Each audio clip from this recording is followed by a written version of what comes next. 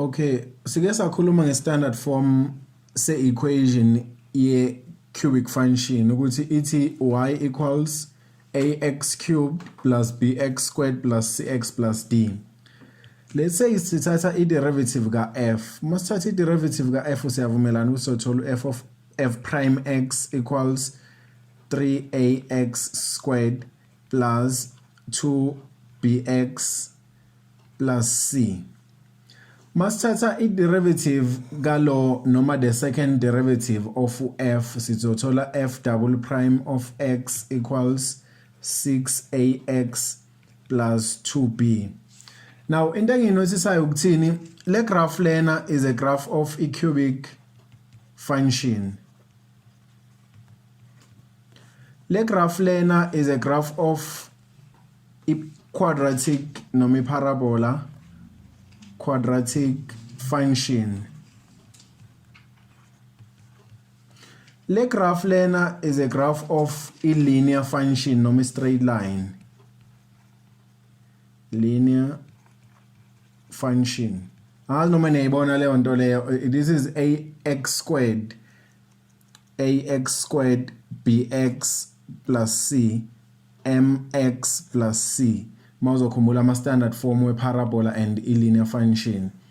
Now let's say ngifuna ukuthola the x-intercept of a parabola.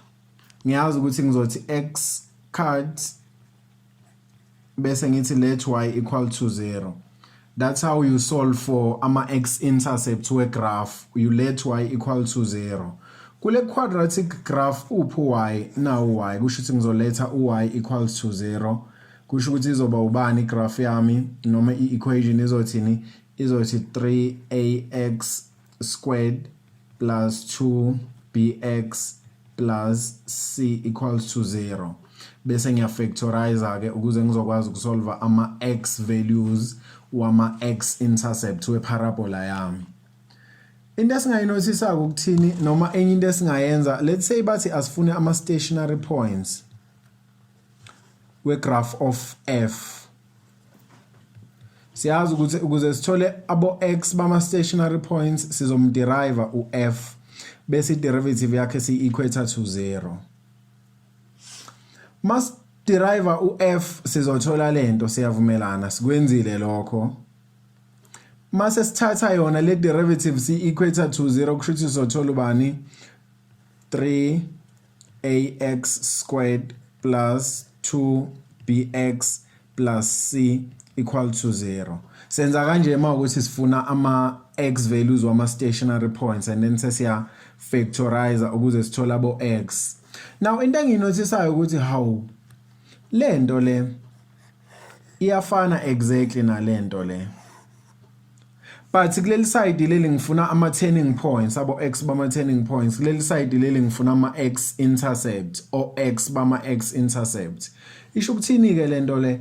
If ngine graph ka f ama x values wama stationary points we graph ka f ama x values wama x intercept we parabola a derivative ye graph of f. Angazi noma niyayithola leyo nto leyo. Into ebaluleke kakhulu ke leyo ukuthi uyazi khona iapplication yayo lento le banokukunikeza the graph of a parabola ngoba sesibonile ukuthi okay should must derive a cubic function sithola i graph a parabola, must derive a parabola sithola i graph a straight line. Kuyenzeka bekunikeze i graph a quadratic bese beyakutshela ukuthi the quadratic graph abasikunikeza yona i derivative of a cubic function abangasinikeza yona leyo cubic function. Sekumele wazi ke wena relationship between a quadratic a derivative ye cubic function ne cubic function. I relationship isekuthenini ama x values wama x intercept we graph a derivative ye cubic function okuyi parabola ama x values wama stationary points waleyo cubic function leyo. I hope niyayithola lento engizama ukisho. It's very important ukuthi niyazi leyo nto leyo. Now let's consider nayi i graph enye into ebalekile. Remember masokhumbuzana derivative is the gradient. Niyakhumbula lokho. So let's say sifuna ukuthola about I gradient yale graph le. Let's say this is the graph of f le.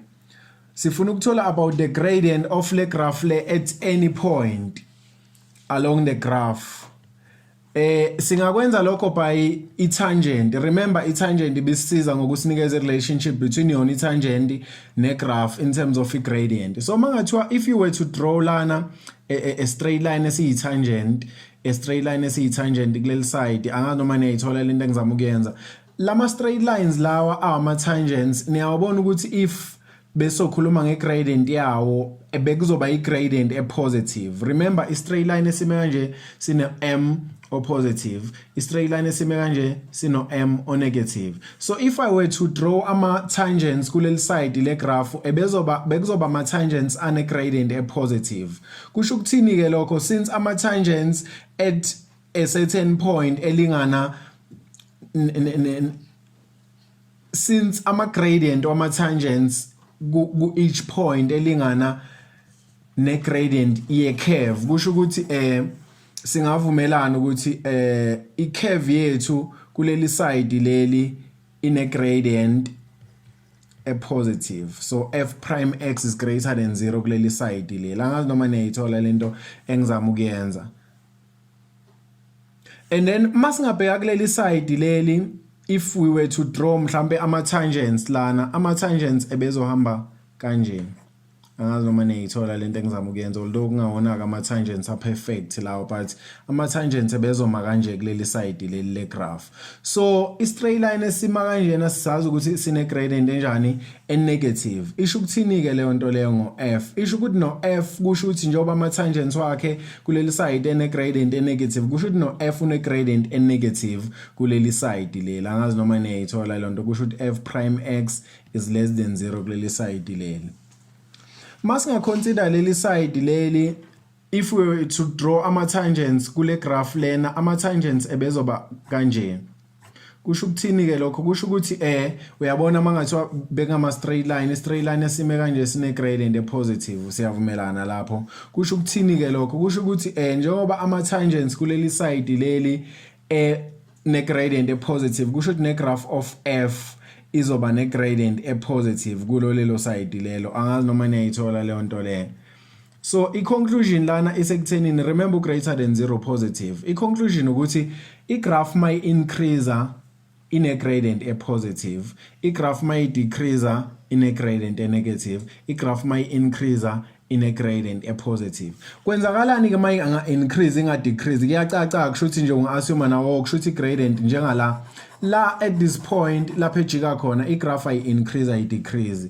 Kuleli point futhi i-graph ay increase ay decrease. Kusho ukuthini nge-gradient? Ngoba sazi ukuthi may positive i-gradient kusho ukuthi i-graph ya increase, may negative i-gradient kusho ukuthi i-graph ya decrease. Kusho ukuthi may inga increase inga decrease i-graph ine gradient ewubani ewu0. Singavumelana mhlambe lapho ine gradient ewu0 i-graph if inga increase inga decrease ine gradient ewu0 if i-graph inga increase inga decrease.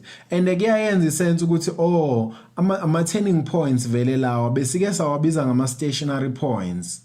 Kusho ukuthi the graph is neither decreasing nor decreasing kuleli point leli, okusho ukuthi stationary. And for stationary points besithini? Remember, first derivative equal to 0. For stationary points, first derivative equal to 0. But into enkulu ebengifuna niyibambe ileyo ukuthi i-graph noma iyiphi i-graph mawukuthi iya increase ine gradient e-positive, mawukuthi iya decrease ine gradient e-negative, mawukuthi iya increase ine gradient e-positive, mawukuthi ay increase ay decrease, meaning ku turning point noma ku stationary point, i-graph ine gradient ewu0 kanjalo nala ine gradient ewu0. And uyabona ukuthi this is the maximum turning point ngoba i-turning point ephezulu, this is the minimum turning point ngoba i-turning point ephansi. Izinto esoyidinga ke lezi ezibalekile. Okay, nayi lento engikhuluma ngayo, bathi f is a cubic function, base besinikeza kodwa i-graph okungayona i-graph ka f. Le graph ka f prime x, not f of x. Lana ke question abangayibuza ukuthi bethi write down the x coordinates of the stationary points of the graph of f. I-graph of f i-cubic function esingayazi noma ime kanje noma ime kanje. Ayikho into esiyaziyo ngayo, but i-relationship siyayazi between f of x, i-graph ka f of x ne-graph ka f prime x. Into esiyaziyo ukuthi ama x values wama stationary points we-graph ka f of x ayafana nama x values wama x intercepts kwi-graph ka f prime x. Anganoma nisayikhumbula leyo nto leyo. So kusho ukuthi mangifika mina kwi-graph eyi-derivative ka f of x, if f is a cubic function, so le graph le nje obe yi-parabola kusho ukuthi kungayenza isense ukuthi kube i-derivative ye-cubic function. Kusho ukuthi mangibona lo x lona nalo x lona ngibona ama x values wama stationary points we-graph ka f. In other words, mangathiwa bebengifuna ama x values wama stationary points we-graph ka f, i-graph engingayiboni, bengizoba no x equals 1 or x equals 3. Laba ama x values wama turning point we-graph eyi-cubic function le abangasidrawelanga yona. Into yokuqala leyo kumele uyazi abangayibuza. Enye into abangayibuza i-x value ye-point of inflection. Remember, point of inflection is second derivative equal to 0 bese usolve x, uyakwazi ukuthi uthole u-x we-point of inflection. But inkinga ukuthi asinayo la i-equation ka f esingayiderive ka u2, futhi asinayo i-equation ka f prime of x, le graph abasidrawele yona asinayo i-equation yayo esingayiderive ka 1 and then sibe ne second derivative and then is equated to 0. Kuthanda kuba inkinga ke lokho. But uyakhumbula ukuthi hawu mangino x we turning point, another way of finding x we point of inflection ukuthini mangino x we turning point bo2 ngizothi x equals u-x we turning point oqala plus u-x we turning point is2 bese ngithi over 2 i-midpoint. I-midpoint yabo x bama stationary point u-x we point of inflection into esiyaziyo leyo noma kumele siyazi bese uthola u-x equals to 2. I-equation abangayibuza kulento le kule concept engiqeda ukuyi-explain. Enye i-question abangayibuza ukuthi bese mhlambe for each values of x is f of x mhlambe increasing, kumele ukwazi ukuyiphendula le question lena. U-f of x, remember le graph esingayiboni, bebuze mhlambe for each values of x is f of x equals to whatever. Ningayimindi kodwa le angazi ukuthi bese ngifuna ukuthini. Okay, enye into abangayibuza ke balekile bengifuna ukuya kuyo ukuthi bethi draw a rough sketch of the graph of f. Draw i-graph ka f manje, sketch graph. Uyazi ukuthi i-graph ka f kungaba i-graph kanje noma i-graph kanje. Into ezokuguide ke ile graph le eyi-derivative ukuthi kahle i-graph ka f bekuyi-graph eme kanje kusho ukuthi ono ayo positive noma bekuyi-graph eme kanje kusho ukuthi ayo negative. Uyenza kanjani ke leyo nto leyo? Le question le engikhuluma ngayo ukuthi draw a rough sketch bengayiqala mhlambe ekutheni which one is the local maximum. Remember ngithe i-cubic function inama turning points awu2, enye turning point i-maximum njengale. This is the maximum turning point ibizwa nge-local maximum. This is the minimum turning point ngoba iphansi yona, minimum turning point shuthi local minimum. So bengabuza ukuthi njengoba usushile ukuthi wena u-x equals 1 no-x equals 3 ama x values wama turning points we-cubic function, bengabuza ukuthi ubani oyi-maximum turning point between 1 no-3. Wenza kanjani ukuthi ukwazi ukuphendula le question lena? Kuzomele wazi ukuthi i-graph ka f ime kanjani, ngoba kungenzeka uthole ukuthi angithi yabola unga-assume ukuthi okay ngokwe-number line kusho la u1 and y ke singamazi, la u3 and y singamazi. But what if i-graph ibime kanje? What if i-graph ibime kanje? Sekuthanda ukuba inkinga ngoba ngokwe-number line kusho ukuthi u1 kumele belana and y singamazi, u3 kumele ebelana and y singamazi kusho ukuthi uyabona ke kuthanda kuba nzima ukuthi ngithola ukuthi ubani local maximum ubani local minimum because engaba yiminimum engaba futhi maximum depending on in nature ke ye derivative yakhe sisibheke lento engikhuluma ngayo ukuthi ikanjani noma yipi graph above ama x-axis from ama functions mawukuthi mhlamba uyazi lento lena ubuyele ku video yami ama functions uyicheke noma yipi graph above ama x-axis i-positive noma yipi graph above ama x-axis i-positive noma yipi graph below ama x-axis i-negative noma yipi graph below ama x-axis i-negative isho ukuthini ke lento le uyabona ukuthi kune interval lana ishintsha la interval yami iphinde ishintshe la interval yami from le graph yami from being positive to being negative so no interval 1 no interval 2 no interval 3 into enginotisayo ngo interval 1 ukuthi ku interval 1 ithi ngimname ku interval 1 is x less than positive 1 so interval 1 is x less than 1 unjani u f prime x wami f prime x is positive kusho ukuthini konje I derivative ye graph may positive kusho ukuthi the graph is increasing ngisenaso ispace sokubhala is ithi ngiyek interval 2 u interval 2 mangimname uzothini uzothi x is between 1 and 3 masingavumelana that's my interval 2 unjani u f prime x ku interval 2 u-negative f prime x ile graph angithi abangidrawele yona kusho ukuthini mawukuthi derivative negative ngegraph kusho ukuthi the graph of f is decreasing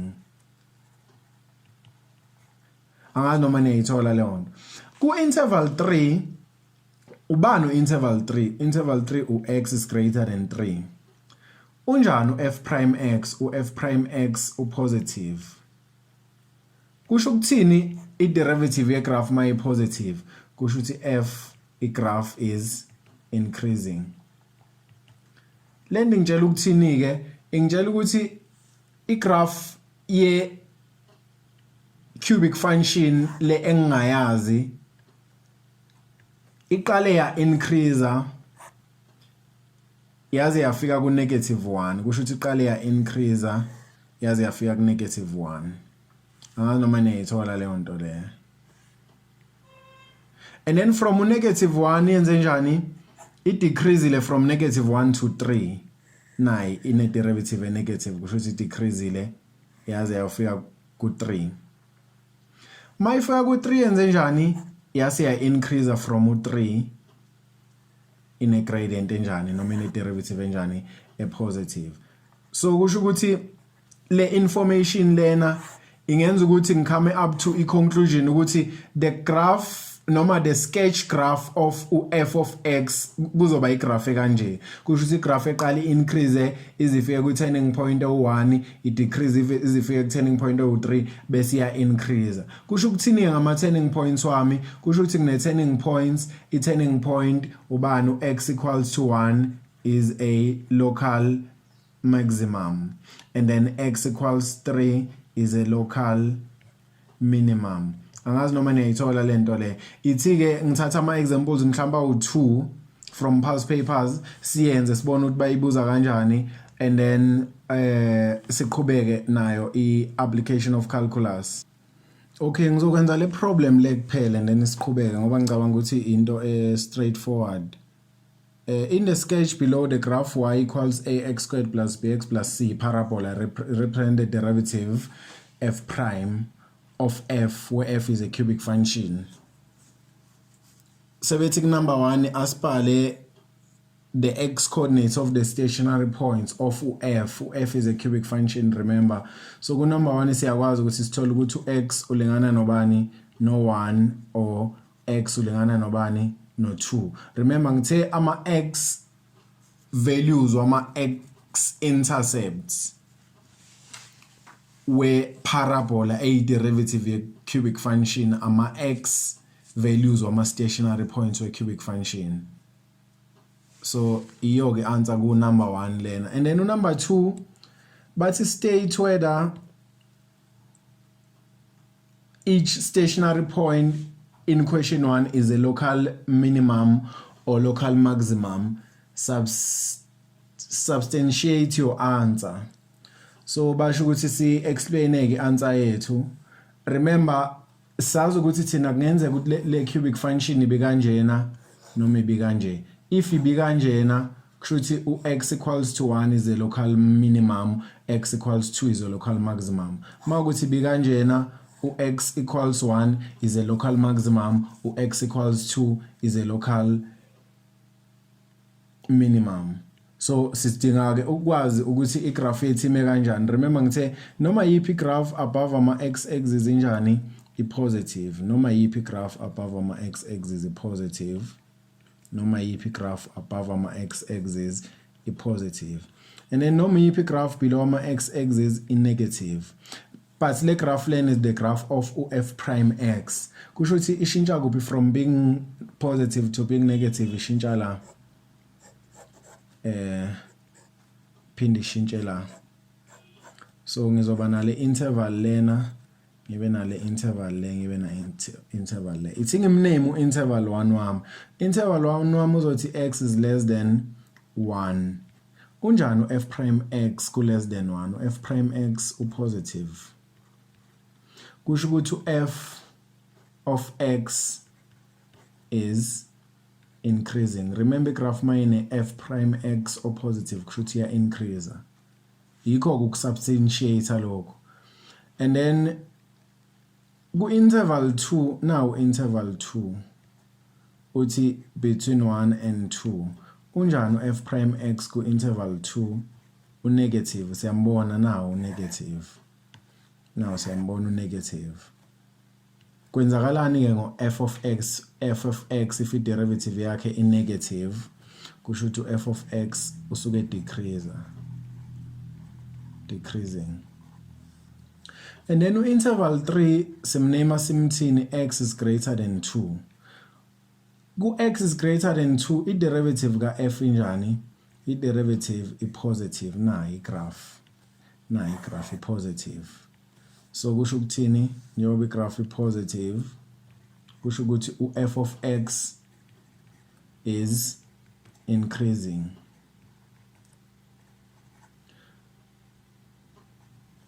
So in other words njengoba ithi nje yona lento yethu increase decrease increase kusho ukuthi it's increase decrease increase, therefore u1 uyi maximum, u2 uyi minimum.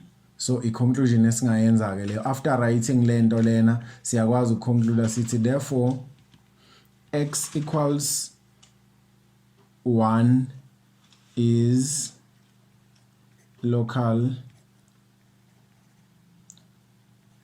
maximum, x equals 2 is local minimum. Usuqedile for 4 marks ke ubhala lento le.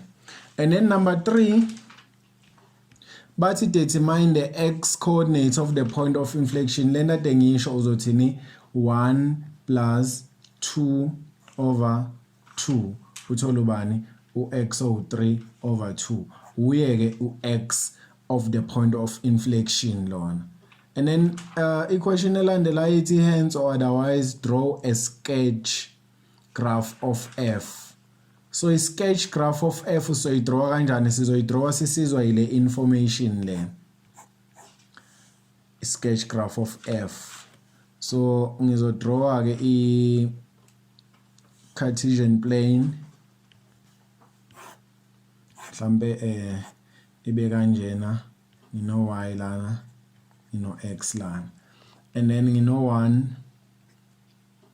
ngino 2 ishayisezukuba ke yinhle.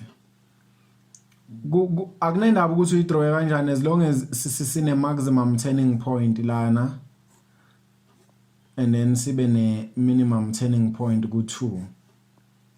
Angazi noma niyangithola kusho ukuthi bengingayiqhubeka mhlawumbe igraph yami ithi iyo i-rough sketch le noma i-sketch graph sika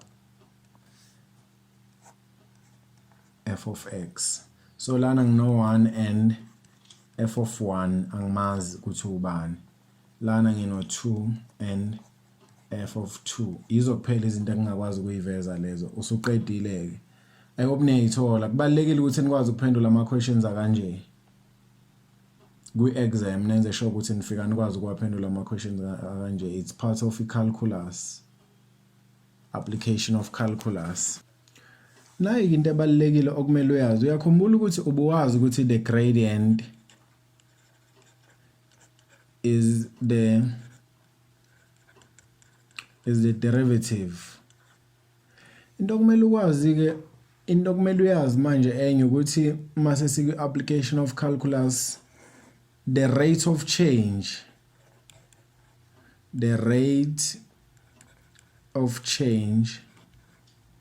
is also the derivative. So mabe ngathi mhlambe for example this is the graph mhlambe p of r bese bethi r cubed plus r squared plus 1 bese bethi le graph leni representa mhlambe velocity of a particle. This graph represents the velocity of the particle where r mhlambe is time in seconds. Bese bethi ke bona calculate the rate of change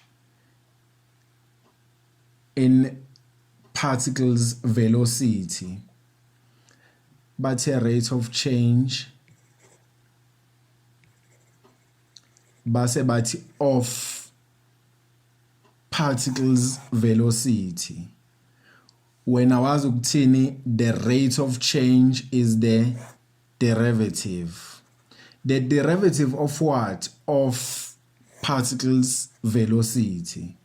Kusho ukuthi mabethi calculate the rate of change of particles velocity kuzomela uthathe i-velocity ye-particle uyiderive. Why uyiderive i-velocity ye-particle? Ngoba basebekhulume ngegama elithi rate of change and rate of change is the derivative. So okwakho ukuthi ulalele nje bathi the rate of what? Noma the rate of change of ini. Mabethi the rate of change of i-distance kusho ukuthi uzoderive i-distance. Mabethi the rate of change of i-speed kusho ukuthi uzoderive i-speed. Mabethi the rate of change of i-height kusho ukuthi uzoderive i-height. Ileyo nto engizama ukuyichaza ukuthi the derivative is the rate of change. Nayi ke futhi enye into okumele uyazi ke ebaleke kakhulu ukuthi kwi-application of calculus now that sesikuyo u-maximum noma u-minimum you derive and then equate to 0. So bathi maximum anything uzoderive leyo nto equated to 0. Bathi minimum anything uzoderive leyo nto equated to 0. For example, mabe ngathi maximum volume kusho ukuthi uzoderive volume uyi-equated to 0. Maximum area uzoderive area uyi-equated to 0. Okay, mabe ngathi mhlambe this is the distance mhlambe traveled by a car over a mountainous mhlambe pass asithi mhlambe into kanje but this is the distance traveled by a car. Mawazi ukuthi into ebalekile okumele uyazi the rate of change of distance is velocity. The rate of change of velocity is acceleration. Ama definition vele lawo walezi zinto lezi i-velocity ma udefine uthi the rate of change of the displacement noma of the distance, and then ma udefine i-acceleration uthi acceleration is the rate of change of velocity. So ma bekunikeza i-height bese befuna i-velocity kusho the derivative of the height is the velocity, the derivative of the distance is the velocity, the derivative of whatever length traveled is the velocity, and then the derivative of the velocity is the acceleration. Into kumele uyazi ke le ebalekile. So mabe ngathi mhlambe for example lena is the distance traveled by a car, bese bethi bona calculate mhlambe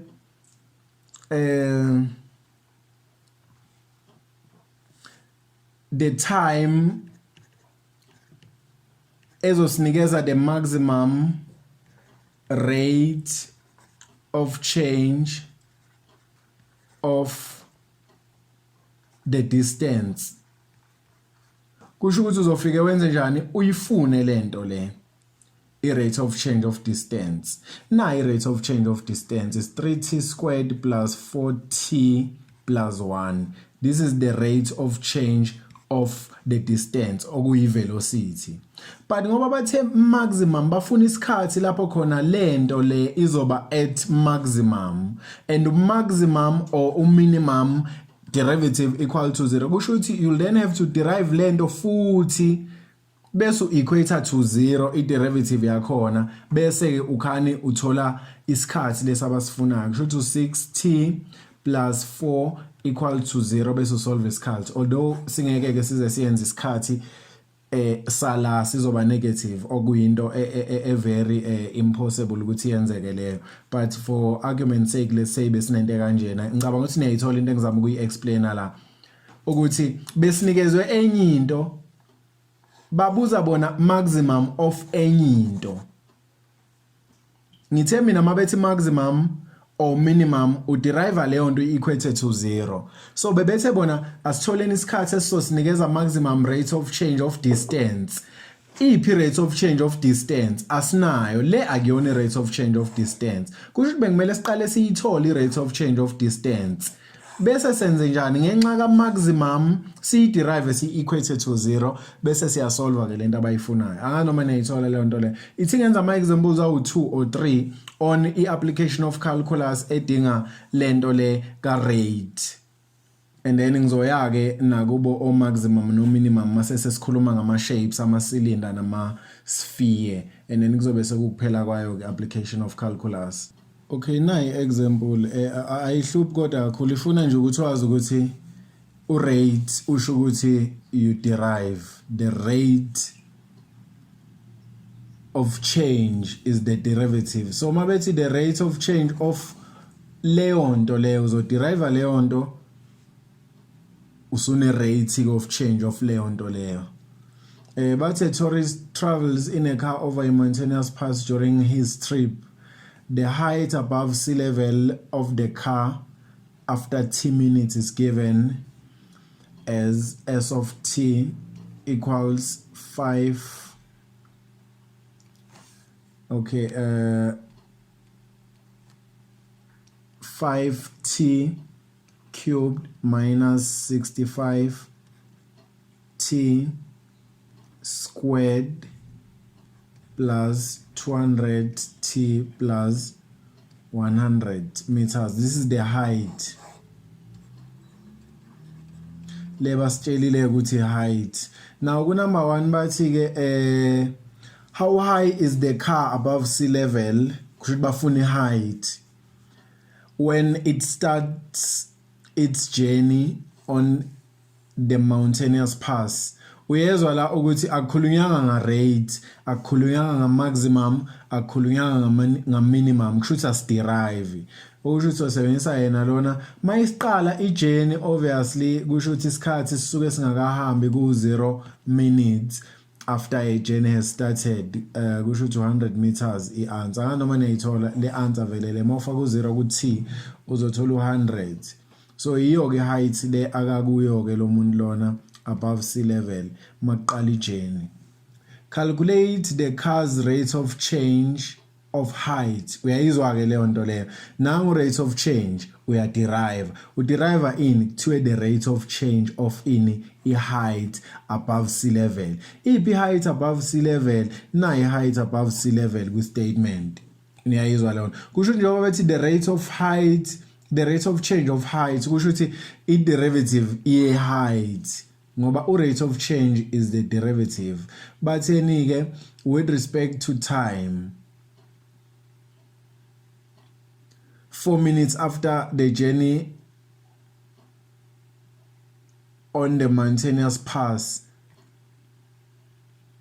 Angazi why bethu with respect to time mabezophinde besinikeza isikhathi akunendaba ithi calculate inakho nje kusho ukuthi s prime of t kuzoba ubani ke 5 times 3 kuzoba ubani 15 t squared. Siyavumelana i-derivative yenakho nje yalento abasinikeze yona i-height minus 130 t plus 200.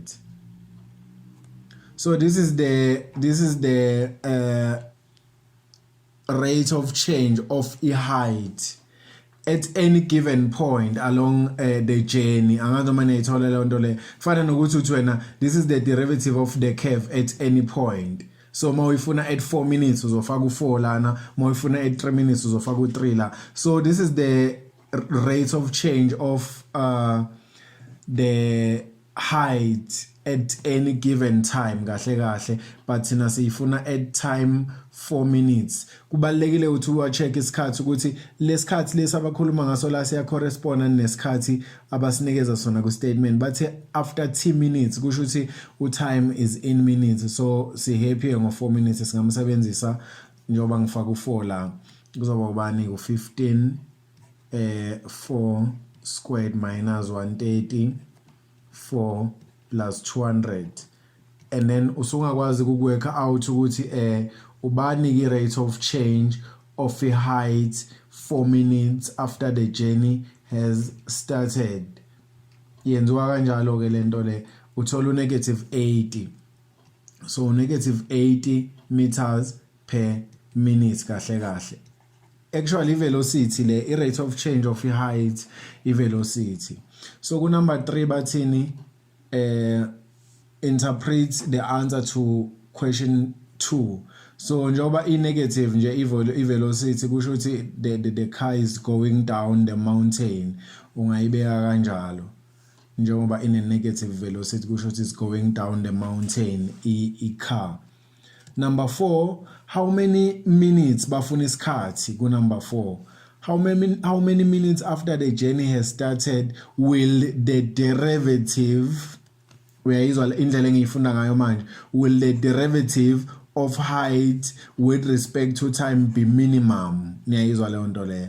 Kwi statement banginikeze I height not the derivative of I height. Kusho ukuthi mina ngizodinga ini the derivative of I height okubani oku s prime of t oku 15 t squared minus 130 t plus 200. Bathi ke bona after how many minutes will the rate of change of height rate of change of height be minimum? Konje minimum no maximum sitheni derivative equal to 0. Kusho ngizoderive yena lo okuwukuthi ngizothola the second derivative bese ngi-equate to 0 ngoba minimum and maximum uthi derive whatever abathi minimum yona or maximum yona equate to 0 kusho ukuthi kuzoba bani ke 15 times 2 kuzoba u30 t minus 130 equals to 0. So ungakwazi ukusolve uthi la kusho ukuthi kuzoba bani isikhathi awukwazi ukuthola ianswer enegative esikhathini usuke uthole into wrong mawuthi uzothola isikhathi esinegative. So ngithola u4.33 minutes iyo ke answer le. I hope niyayithola akuyona into complicated ngaleyo ndlela. Angazi noma niyonotice ukuthi ile yanda engikhuluma nje ukuthi rate of change kahle usho ukuthini, maximum usho ukuthini, minimum usho ukuthini. Nanoma bakunikeza into ye profit nanoma bakunikeza into ye cost okubalekile nje ukuthi minimum derivative equal to 0, maximum derivative equal to 0, rate of change derivative. A particle moves along a straight line. The distance as basinikeza distance in meters of the particle from a fixed point to the line at time t seconds is given by basinikeze ini. This is the distance 2t squared minus 18t plus 45. Why kumele ngazi ukuthi yini la basuke benginikezena ku statement? Ingoba mabethi the rate of change kubalekile ukuthi ngazi ukuthi the rate of change of ini khona ngizokwazi ukuthi ngiderive ini kahle kahle. Number 1 bathini calculate the particle's initial velocity. Niyayizwa leyo nto. Kubalekile ku initial kusho ukuthi initial velocity is lapho khona isikhathi kusase u0 time 0 but bathini the particle's initial velocity base besitshela kuma brackets ukuthi the velocity is the rate of change of distance. Kusho ukuthi the rate of change of distance is the derivative of the distance. So s prime of t equals bani 4t minus 18t. This is the rate of change of the distance. In other words, this is the velocity of the particle, but the velocity of the particle at any given point. So ngenza mistake la bengamele kube t I derivative yami. This is the velocity of the particle at any given point. Mina angiyifuni at any given point, ngiyifuna initially. Kusho ukuthi kuzoba u0 ke u time 0 isikhathi besingakahambi initially, kusho ukuthi ngizothola u-negative 18 banginikeza ama meters base banginikeza ama seconds. Iyo ke i-initial velocity le particle. And then number 2, determine the rate. Nali igama elibalekile, the rate at which the velocity of the particle is changing. Rate of change is the derivative. Kodwa bakhuluma ngani the rate of change of ini of velocity. Iphi velocity ye particle na velocity ye particle. So the rate of change of velocity ye particle kusho ukuthi derive the velocity, meaning second derivative equals to kuzoba ubani 4 kuzoba u4, so right 4t kuzoba u4. So 4 meters per second squared kahle kahle. Mawuzokhumbula kahle the rate of change of velocity is the acceleration. Go number 3, sebethi after how many seconds will the particle be closest to the fixed point? Into maybe fixed point kusho ukuthi velocity suke u0. So kusho ukuthi ngizokwenza njani? I-velocity ngi-equator to 0 bese ngisolve. Angazi noma niyayithola lento engiyishoyo. Njengoba ngithi nje 40 minus 18 ngithatha the velocity of the particle ngi-equator to 0. Why? Because at the fixed point kusho ukuthi particle isuke sisendaweni eyodwa ingamove. That's the fixed point. Mabethi into kwi-fixed point basho ukuthi ayimove. Therefore i-velocity u0. That's why ngithatha i-velocity ngi-equator to 0 ukuthola ke leso sikhathi leso for number 3. So ngizothola uT equals kuzoba u18 over 4 oku 4.5 seconds. Iyo ke answer there. Ngicabanga ukuthi asikho isidingo sokuthi ngispende isikhathi esiningi kulama questions lawa afana nalawa esiqeda ukwenza. Ngaphandle nje uthola ukuthi rate of change is the derivative and then maximum or minimum uderive leyo nto abathi maximum yona equated to 0 bese uyasolve, noma minimum uderive lento abakunikeze yona abathi maximum yona equated to 0 bese uyasolve. Ileyo nto nje kumele uyazi. Bese ke kuba ama questions kuyi application of calculus, ama questions noma anjani nje adinga ukuthi mhlambe uapply ulwazi lwe maximum noma minimum. Mhlambe ngaba ukuthi maximum area njengoba bengishilo, maximum cost, maximum volume, maximum profit, maximum whatever. Okumele ukwazi nje ukuthi maximum usho ukuthini no minimum usho ukuthini. But kuma shape mhlambe masingakhumbuzana kwi shape mhlambe esingathi I square. Let's say lesi square. Let's say lena a rectangle.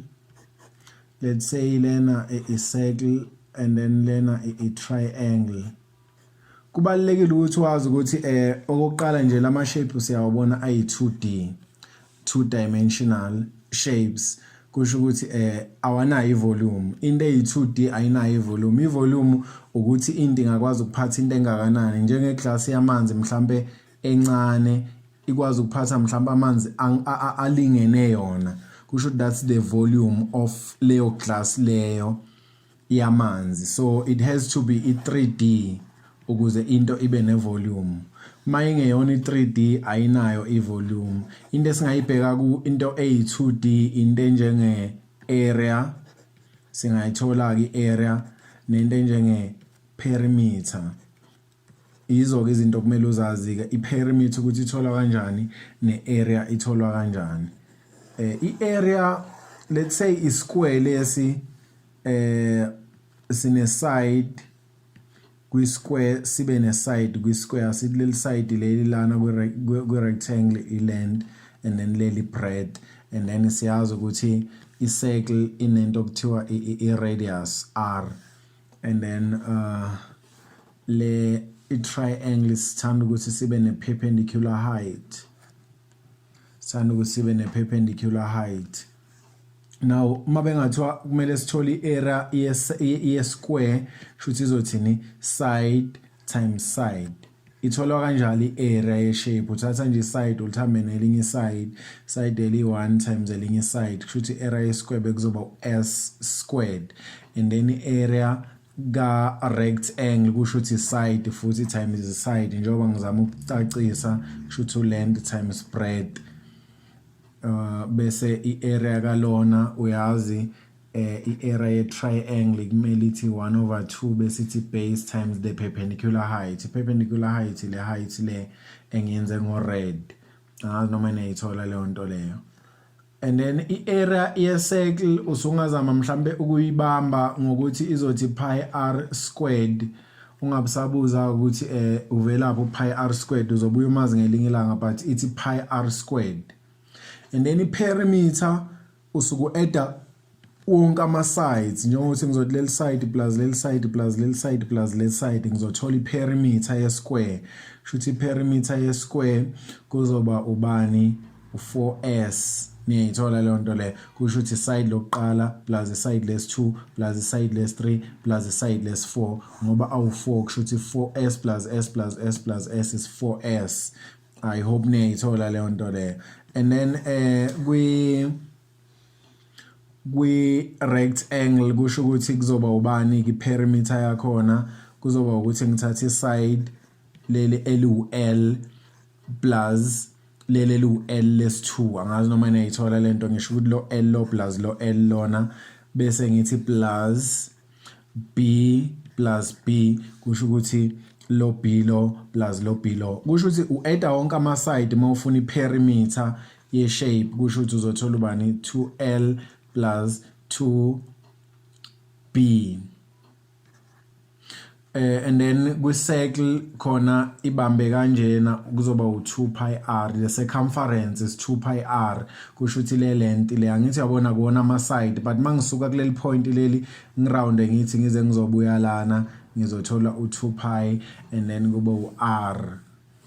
So singayibamba kanjalo. This is the circumference or the perimeter or the length of the circular part la. And then kwi-triangle kusho ukuthi bekungaba u3s ngoba sinaleli side plus leli side leli. Into okumele uyazi ke leyo ngama 2D objects. Ngizonenzela i-example mhlambe edinga ukuthi sizazi lezi zinto lezi bese siyaqhubeka size siyofika kuma 3D objects. Sizoqala kuma 2D objects siphendule wonke ama questions esingakwazi ukuwaphendula but lento ayikho mostly about ukwazi ama formula wama shape. Yes kumele uwazi but into okumele uyazi ile ukuthi usho ukuthini u-maximum, usho ukuthini u-minimum, usho ukuthini no rate of change. But sesithena ukuphuma kancane ku rate of change sesifike nje ukuthi lana minimum and maximum you derive and equate to 0 for maximum and minimum. So kuzo depend ukuthi but minimum bani maximum bani. Ithi sibheke ke example bese siyaqhubeka nento yethu. Amanye ama questions ke awabi lula ngalendlela ongayicabanga but ayenzeka wona mawukuthi ufocusile. Okay, na question bathi a wire 4 meters long bakhuluma ngocingo lana noma idrada bathi le wire u4 meters ubude bayo bathi ke is cut into two pieces. Nayi ke mistake yokuqala eniyenzayo mabethi into is cut into two pieces nivele ngicabanga ukuthi bayikhathe phakathi nendawo. No, kungenzeka beyikhathe la still kusase u2 pieces lo ozophuma noma beyikhathe la still kusase u2 pieces noma beyikhathe khona futhi phakathi nendawo still kusase u2 pieces. But ungasho ukuthi mabekhathe into into two pieces bese ukuthi bayikhatha phakathi nendawo. So but is cut into two pieces, one is bent into the shape of a square and the other into the shape of a circle. If the length of the wire used to make the circle is x, should bakhathe a piece, let's say maybe a piece x ilo. So le piece lena abayikhathile izokwenza I circle. Kusho ukuthi the length, this length is actually equals to pi r. Uyayikhumbula ngithi perimeter noma circumference ye circle ngithe mina ubani u2 pi r.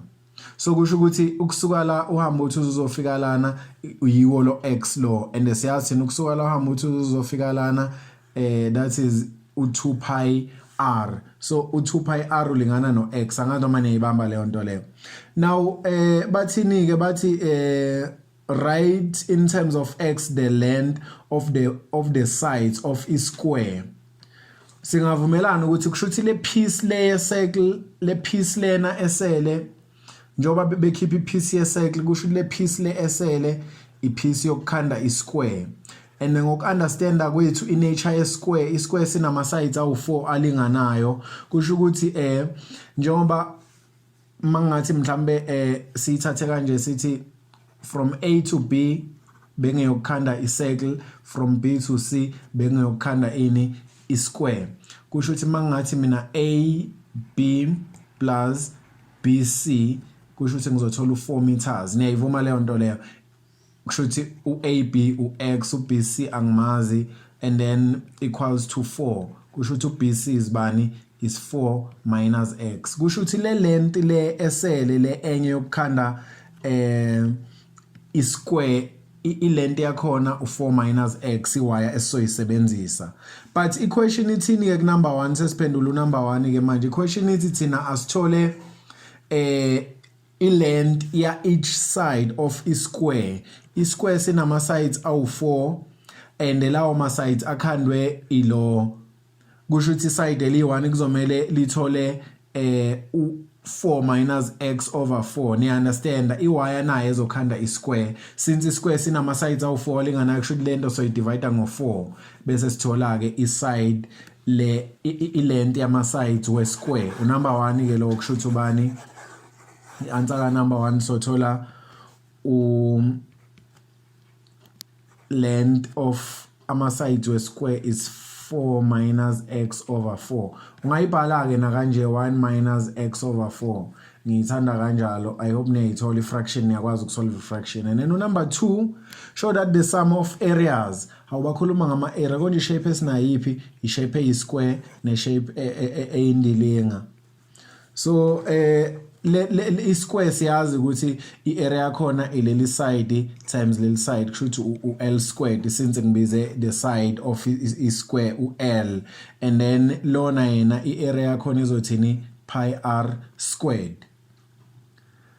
Okay, anginankinga ke mangifaka u-L squared kusho ukuthi ngizothi lento squared ngihappy vele into abathi ngiyiprove inaye ubani isum of ama areas inaye u-x. Kusho ukuthi u-x akayona inkinga kule equation yami, and then upi ukhona yini la mhlambe ukhona yeso pi ngihappy ngaye. Inkinga yami ukuthi u-r angimboni la, uzoshonaphi pholo r squared lo. Oh, ake ngizama ukwenza iplan. Uyakhumbula yini ukuthi bengithe mina leli side leli ebelikhanda i-circle belubani belu x kanti u2 pi r ngase ngam equator no x. Kule equation lena kusho ukuthi ngakwazi ukusolve ubani u-r. So ngino r kanjena ke ngiyilungisile ke indaba ka r, sengakwazi ukuthi ngithi f of x equals bani ngizoqala ngithi mhlambe pi r squared i-area ye-circle leyo plus L squared i-area ye-square leyo. Remember bathe show that the sum of areas of a circle and a square is given by lento leyo. Kusho ukuthi kumele ngiprove leyo nto. Sengino pi u-r wami ubani u-x over 2 pi kuno squared ku-r wami plus u-l wami ubani 1 minus x over 4 kuno squared ku-l wami, and then sengisimplifya lento. Kumele mangiyisimplifya ke inginikeze lento abayifunayo noma abangitshele ngayo. Ngiyenza kanjani ke leyo nto leyo? Ithi sibone ukuthi from la singenza kanjani ukuthi sifike kule answer yabo. Ngokwe-maths ke sivumelekile ukuthi sithi upi lona and then se remove ama brackets, but lo pi angithi kuzomela distribute naye futhi kulento le ezophuma izothi x squared over 4 pi squared. Angazi noma niyayithola leyo nto leyo. Ama brackets lawa ngiwaremovile lawa no squared, ngibuyisa ama brackets ngoba kusase khona upi okumele multiply lento le. I hope niyayithola lento engizama ukuyenza la plus bese ngiremove ama brackets. Uyayazi lento le ithini? Ithi 1 minus x over 4 times 1 minus x over 4 usuwenza i4 ilike. Mawuyenza i4 uzothola u1 minus pi over 2 plus x squared over 16. Iyo ke into ozoyithola ma expanda lento le bese u-add ama like terms. Now uyabona ukuthi ngokwe-maths kuvumelekile ukuthi lo pi ngakhanselana nalo pi lo kusala upi oyi1. Kusho ukuthi ngisele nobani no x squared over 4 pi x squared over 4 pi ngicela ukuthi ngithi plus lo ngifuna lezi ayino x squared ngiyigroupe together.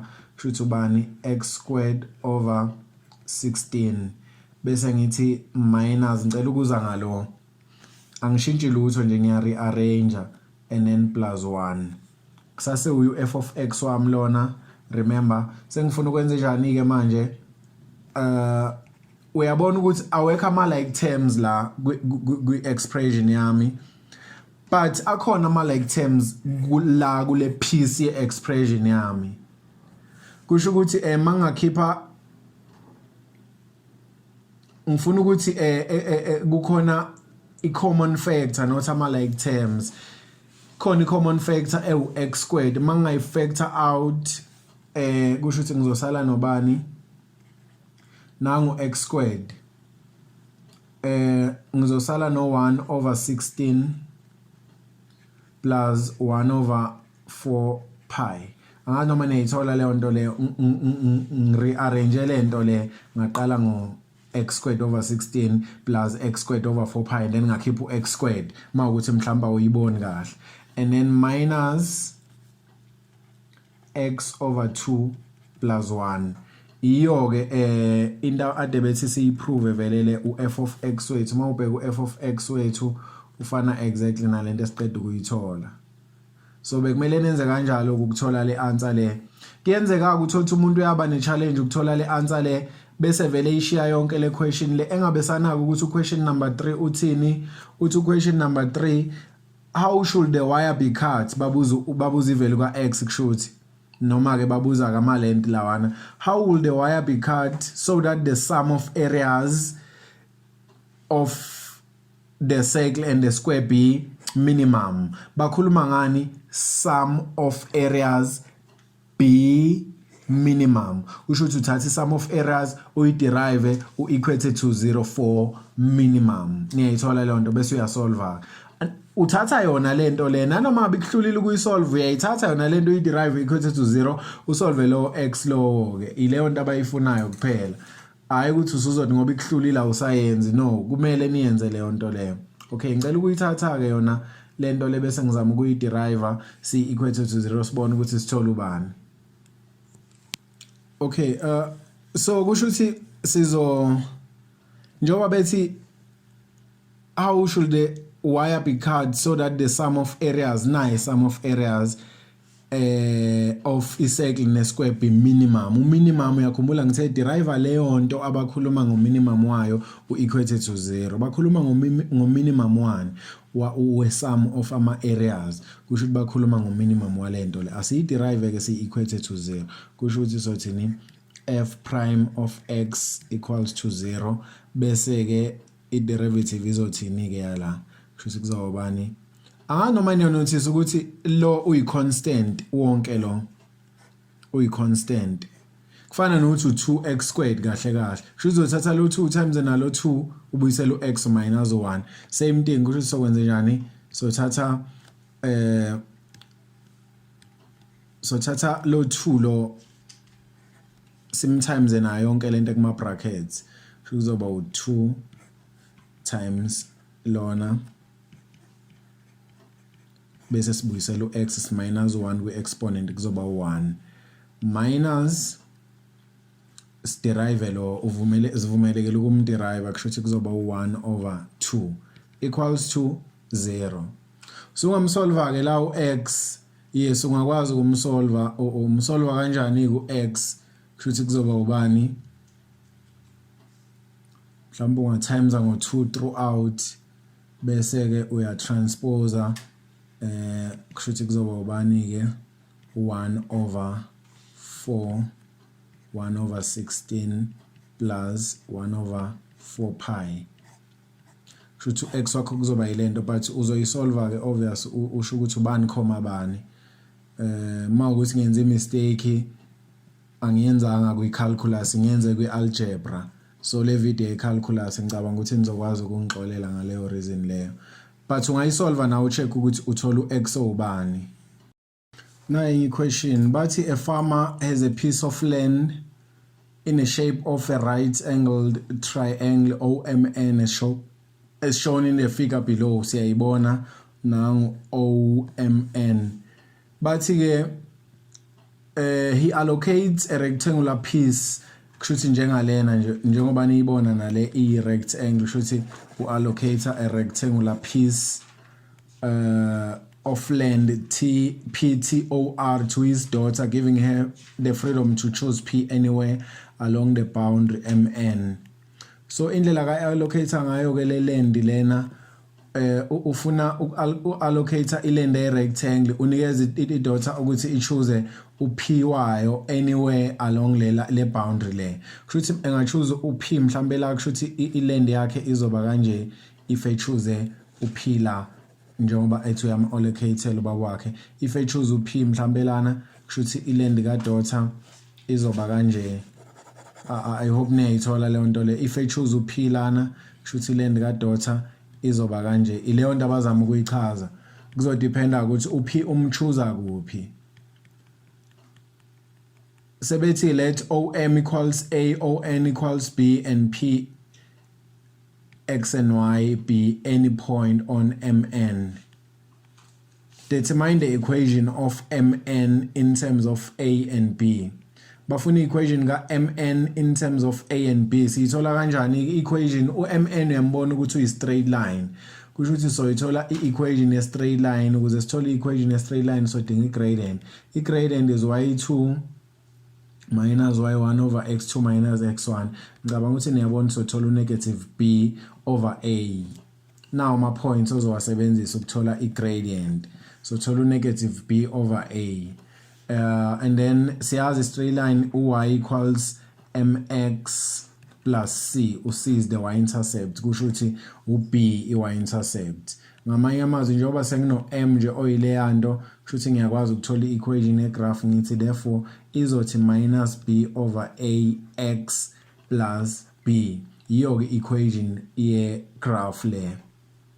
Into kumele uyazi ke njengoba u-p elaya along the graph y equals minus b over ax le point le njengoba laya on this graph angithi uyabona ile graph le kusho ukuthi u-point p can also be written as y and lento le x and lento le u-p angakwazi ukubhalwa kanje lona u-x coordinates ka p lona y coordinates ka p because y is lento le anganoma niyayithola leyo nto le into ebalekile leyo kumele uyazi kuma functions kumele uyazi nakuyo ke lento esibhizi ngayo la kumele uyazi.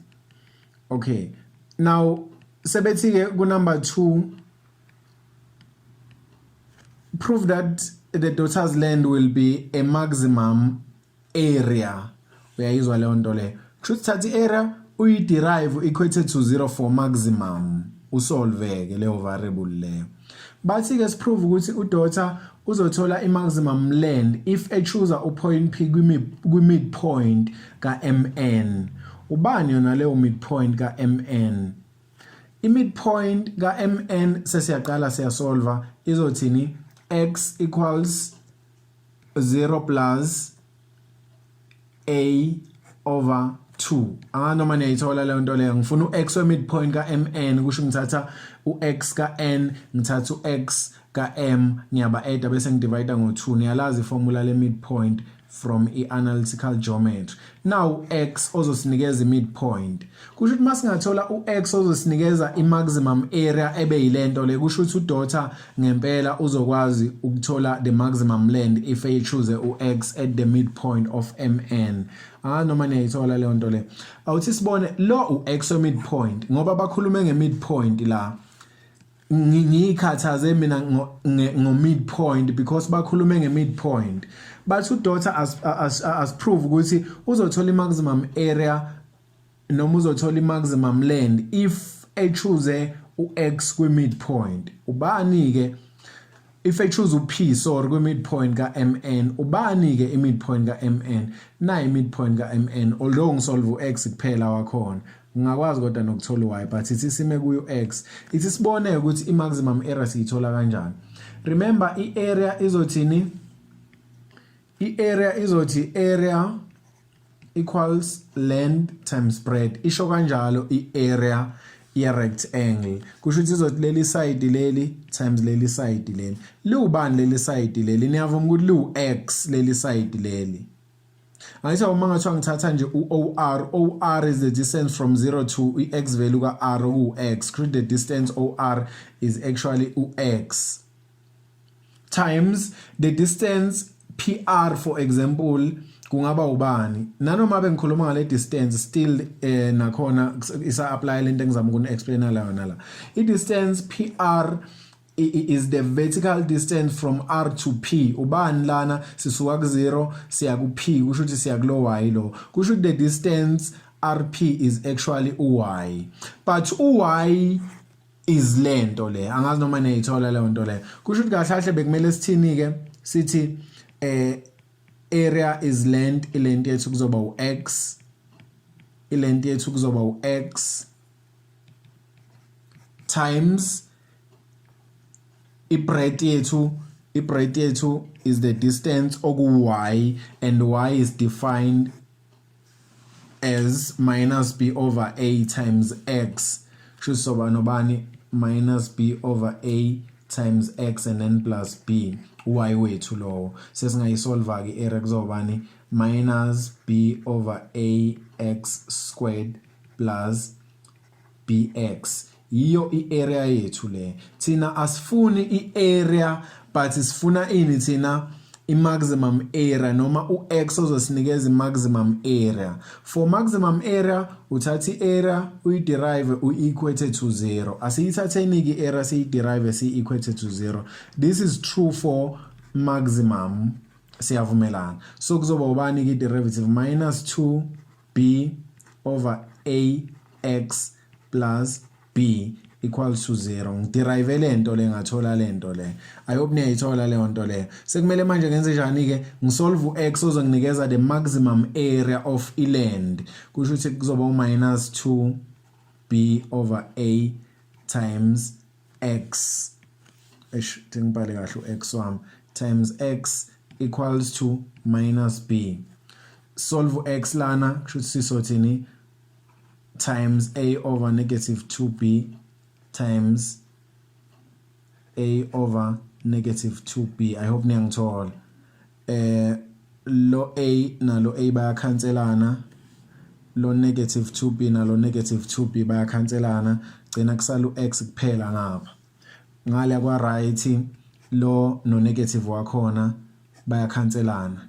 Angithi uyabo lo negative lona lo negative bazokhanselana. Sengisele nobani? Ngisele no A over 2. So u-x onginikeza i-maximum area u-x over 2. U-x onginikeza the maximum area. U-x at the midpoint ubani? U-x over 2. Kusho ukuthi mangichoose u-x at the midpoint ngizothola i-maximum area ngoba u-x we-maximum area value A over 2. Usuyipruvile ke lento ade bethi iprove, usuyirelaxele uthola u6 marks. Ungayenza ngithi conclusion ukuthi x at midpoint equals x of maximum. Therefore, if I choose x at the p at the midpoint of mn uzothola the maximum area. Conclusion oyenzayo leyo because bathe siprove. So kuzomela siconclude ekugcineni. Angazi noma niyayithola leyo nto but ibalekile ama questions akanjena awekho complicated ukuthi nje understand the statement ukuthi bakhuluma ngani kahle kahle bese uapply leyo nto leyo bese uba right. Okay, na inye example bathi a farmer makes a rectangular enclosure for his sheep from a roll of fencing which is 100 meters long. Shuthi uno 100 meters ifence akanayo ufuna ukuvalela izimvu zakhe. So he puts double thickness of fencing along one side to stop the sheep from breaking through to his crops in the next field. Kusho ukuthi kunama crops ngapha and then ngapha kunama sheep, so ufuna ukwenza double the thickness so that ama sheep engekwazi crosser eze ngapha kuma crops njengoba sibona kwi diagram besivezele. Sebethi ke manje a plan of his fence is shown below. Siyayibona ke plan lo no x singavumelana ukuthi should nalo x u-AB ilength yalingana neka DC. Kusho ukuthi nangapha futhi ngaphandle lo u-x wangaphakathi double the thickness lo kusho ukuthi u-x wangaphandle. Kusho ukuthi kahle kahle kulo 100 yena uzodinga ukukhipha u-x lo o-AB ephinde keep u-x wangaphakathi ephinde keep u-x wangaphandle. Niyayithola leyo nto leyo. Kusho ukuthi out of 100 usesele ne piece of wire noma ne piece of fencing engakanani. Ku 100 ufike wakhipha ubani? 100 ufike wakhipha u-x oqala, wakhipha u-x wes2, wakhipha u-x wes3. Kusho ukuthi kahle kahle usele nobani? No 100 minus 3x akazowusebenzisa ke ukukhanda kuphi part AD no part BC. Ileyo nto abasitshela yona. Singakwazi ukuthola kushuthi length ka AD ne length ka BC. Ngokuthini kulo 100 minus 3x esisele naye esizokhanda ngaye uAD no BC kuzomela simdivide ngo2 ngoba siyazi uyalingana uAD no BC. Ileyo nto siyaziyo noma mhlambe singathi mas analyze lento sikhame up to i-conclusion yayo. Kusho ukuthi in other words siyazi ukuthi uAD is bani is 100 minus 3x over 2 okulinganayo nobani no BC. Siyavumelana lapho. Angithi bebeshilo ukuthi let's the banibana sinankinga nalento le bese siyibonile vele. Show that the area i-area rectangle ngithi sikhuluma nge-rectangle ngoba area of land which can be enclosed in this way is given by leli formula leli. Bakhuluma nge-area yale rectangle le bathi is given by leli formula leli. Siyishowa kanjani ke leyo nto leyo? I-area konje izothini? I-area ke ayinendaba ne-thickness. I-area nje izothi leli side leli times leli side leli bese kuba yi-answer leyo. Kusho ukuthi in other words sizothatha u-side bani? U-side BC. So bekubalekile ukuthi kumenze u-BC. Kusho ukuthi this is part of the solution. Kuzoba BC times DC. UBC ubani? U50 minus 3 over 2x.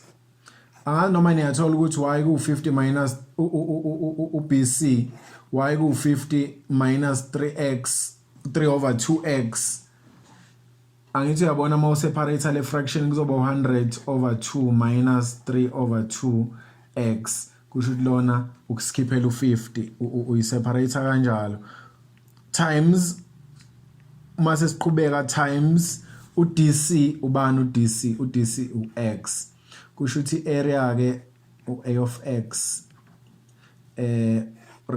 remove ama brackets la x times 50 is 50x minus 3 over 2x times x is 3 over 2x squared. Usuyisolvile ke i-area le ade bethi ishowe. Number 1 lo ayihluphi ke nanoma ubungayitholanga mhlambe for some reason awuyitholanga le answer le. Akusho ukuthi le question ungayenzi. Because uyayizwa le question manje thina ithi le question determine the length of AB and AD which should be used to provide an enclosure of maximum area. Na indaba enkulu kahle kahle application of calculus lo maximum area kusho ukuthi uthatha area uyiderive equated to 0 usolve for maximum area. Iyo into kumele siyenze leyo awusisiyenze ke sithatha area siyiderive equated to 0. Why senza kanjalo ngoba bathe maximum area kusho ukuthi izothini ke a prime of x equals to 0 and then izothini ke izothi 50 minus 3x equals to 0. Angazi noma niyayibona i-derivative ukuthi izobuya isho kanjalo. Usungakwazi ke la ukusolve x, ma usolve x uzothola ubani ke u50 over 3. U-x wakho ke lo x equals 50 over 3. U50 over 3 akuyona i-maximum area but u-x ozosinikeza i-maximum area but abafuni ke bona vele maximum area bafuna ilength ka AB shuthi length ka AB kuzoba ubani 50 over 3 meters and then ilength ka AD u-AD remember AD bekubani beku 100 minus 3x over 2 kushuthi length ile ozoyithola ke la lona lo bazokhanselana obviously and then kuzobani 100 minus 50 kube u50 over 2 is 25 meters. Iyo ke answer leyo. I hope niyayithola. Okay, but a piece of wire 6 meters long is cut into 2 pieces. So sine wire lana ewu 6 meters.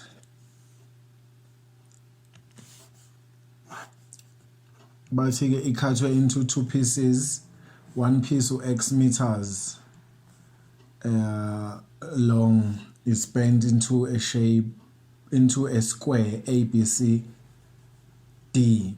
Kushuthi mawukuthi ngithatha u-x meters ngifuna ukukhanda ngawo i-square kushuthi kuzomela ngithathe lo x ngimdivide ngo4 ukuze iside neside le square kube u-x over 4 x over 4 x over 4.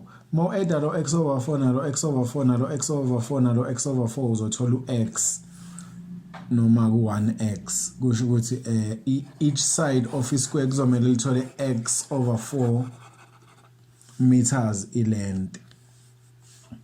Mhlambe nje singayiqala lapho ukuthi sithi iside le square u-x over 4 ilength yakhona. So kusho lana u-x over 4 lana u-x over 4 lana u-x over 4 lana u-x over 4. The other piece is bent into u. Now u abakhuluma ngayo kushuthi ilo ngendlela abakhuluma ngayo. So that it forms a rectangle BCFE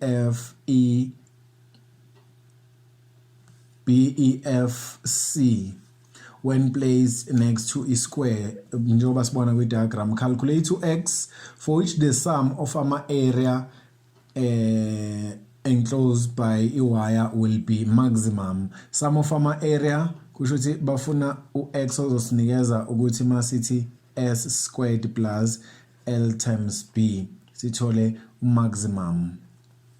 So kusho sogcina siyiderive i-area si-equator to 0 bese siyamsolva ke lo x lo esingamazi. I hope niyayithola leyo nto leyo. So njengoba manje sisase ne-side le-square ukuthi liyilento eliyiyo liwubani liwu x over 4. Now sisele kuloya 6 meters loyana sikhiphe thina u-x wayokhanda i-square. Kusho ukuthi sisele no 6 minus x. U6 minus x ilo ozokhanda u-u. Angazi noma niyayithola leyo nto leyo. U-u uzokhanda ubani u6 minus x. But angikwazi ukumdivide lo 6 minus x ngo3. Why ngakwazi ngikhuluma ngo3 ngoba niyabona ngithi ukuthi uyu ukhandwe ama sides awu3 ukhandwe le side naleli side naleli side so ama side awu3 but angikwazi ukudivide lo 6 minus x ngo3. Why? Because akuyena u oyi square mhlambe mangayibeka kanjalo. Uyabona ukuthi angithi leli side leli alilingani naleli side leli. So angikwazi ukudivide ngo3. Bengizodivide ngo3 if wonke ama sides ebelingana ku-u wami. That's not the case. Kusho kuzomela ngizama ukwenza njani ukuthola ukuthi ngenza kanjani because kulo u wami yes leli side leli naleli side le ayalingana but leli lona ngizolithini. How sekulula ukuthi ngibone ukuthi lona liwu x over 4 nalo leli side leli liwu x over 4. Singavumelana lapha ngithi liyalingana EF uyalingana no BC kusho ukuthi x over 4. Kusho ukuthini ke lokho? Kusho ukuthi kuzomela kulo 6 minus x ozokhanda u kuzomela ngikhiphe ubani kulo 6 minus x kuzomela ngikhiphe x over 4 bese ngikhani ke ngizodivide ke ngo2 mase ngimkhiphile u-x over 4 ozokhanda u-EF ngizosala nento ezokhanda u-BE no-CF ngizoyidivide ngo2 leyo nto leyo ngoba uyalingana u-BE no-CF angazi noma niyangithola. So le answer le ezophuma lana yilo ke i-side noma i-length yethu leyo. Ubani ke mhlawumbe mangayisimplify eceleni 1 plus 1 over 4 kuzoba ubani u5 over 4. So ngino 6 minus 5 over 4 x divided by 2. I hope you understand. Divide angithi by 2 uyashintsha ube times and then u2 ebuye ngaphansi 1 ebuye ngaphezulu. Ngicabanga ukuthi mhlawumbe niyayazi leyo nto leyo. Ngicela kodwa uqale ngidile nalo i-fraction 6 times 4 niyakhumbula ngiyisolve kanjani i-fraction kuzoba u24. 1 times 5 x kuzoba u5x over 4 times lo 1 over 2 ongaphandle. Kusho ukuthi kuzoba ubani ke u-L wami kuzogcina kuba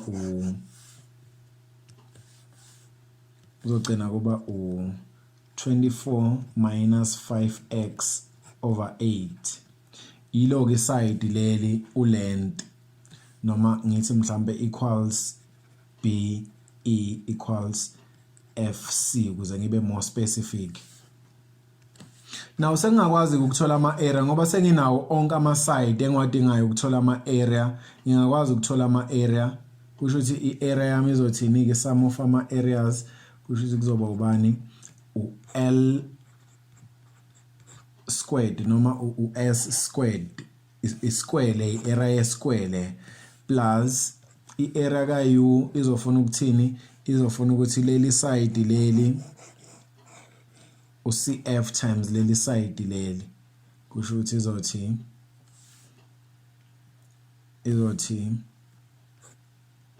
24 minus 5x over 8 times x over 4 bese kuzoba u-x squared over 16 plus ubani ke lana kuzoba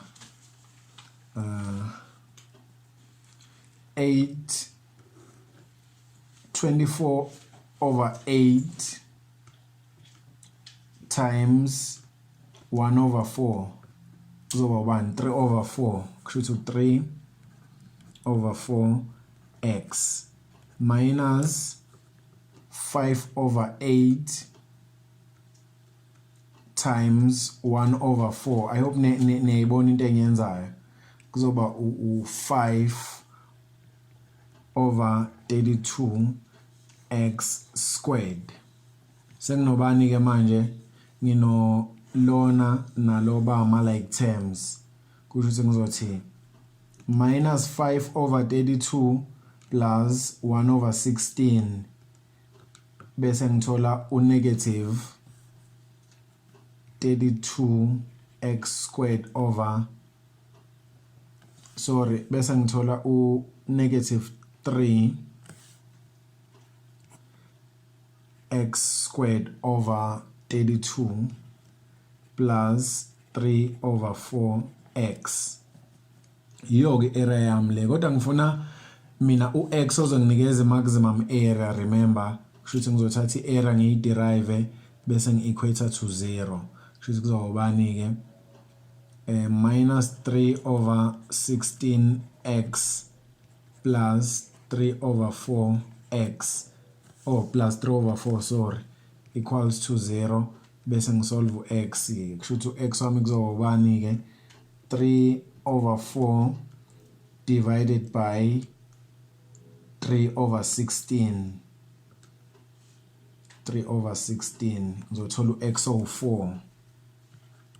Yiyo ke answer le ezokunikeza lo 7 marks lo abawufunayo. Calculate the value of x for which the sum of areas of the sum of the areas enclosed by wire will be maximum. I hope niyayithola. Uma ungayitholi kodwa ungabuyisela i-video emuva ubone ukuthi wenza kanjani ukuyi-understand. Nayi question bathi PQRS is a rectangle with P on the curve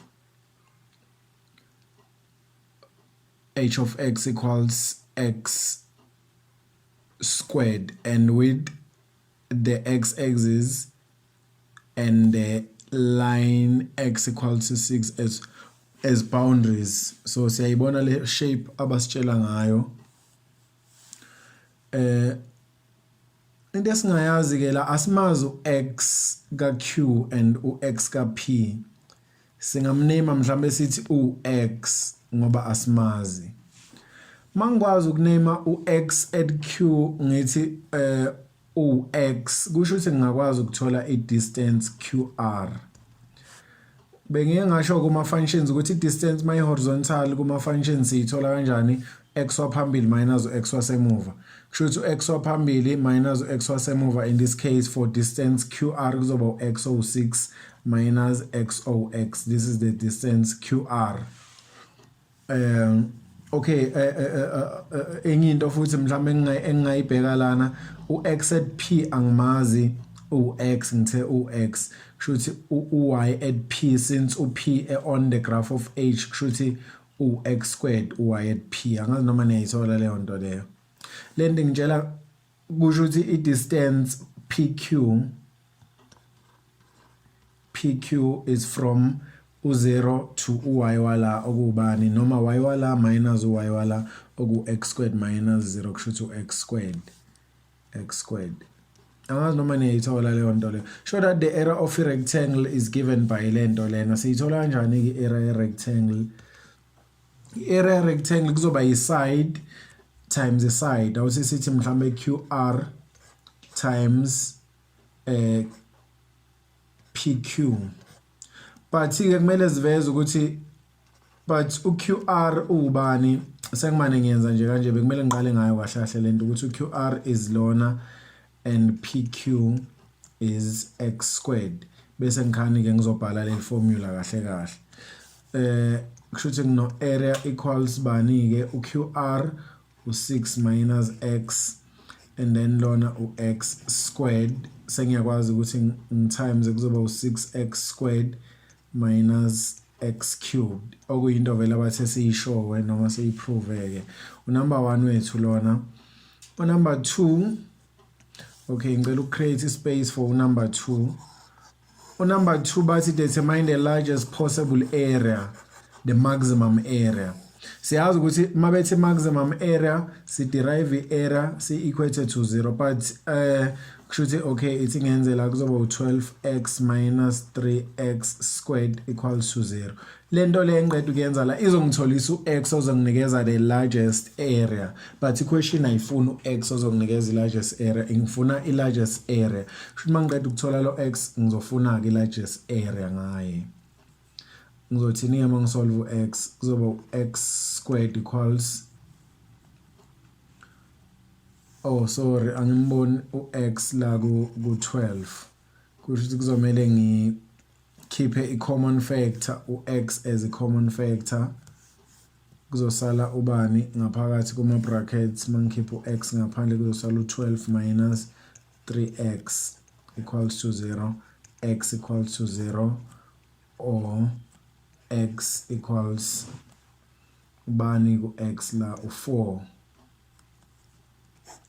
Between the two lo akakwazi ukunginikeza the largest area ngoba u-x o0 and mangifaka u0 la ngizothola the area e0 cannot be the largest area. Kusho ukuthi kuzomela ngithathe u-x o4 ngimfake ke kwiformula ye-area ke kusho ukuthi a equals 6 4 squared 4 cubed units squared. Iyo ke i largest area le engizoyithola lana mangithatha u-x ozonginikeza i largest area oku4 ngimfaka kwi-equation ye-area ngizothola u32 shuthi units squared.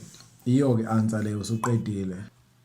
Okay, bathi the figure shows rectangle ABCD with A and D on the curve law.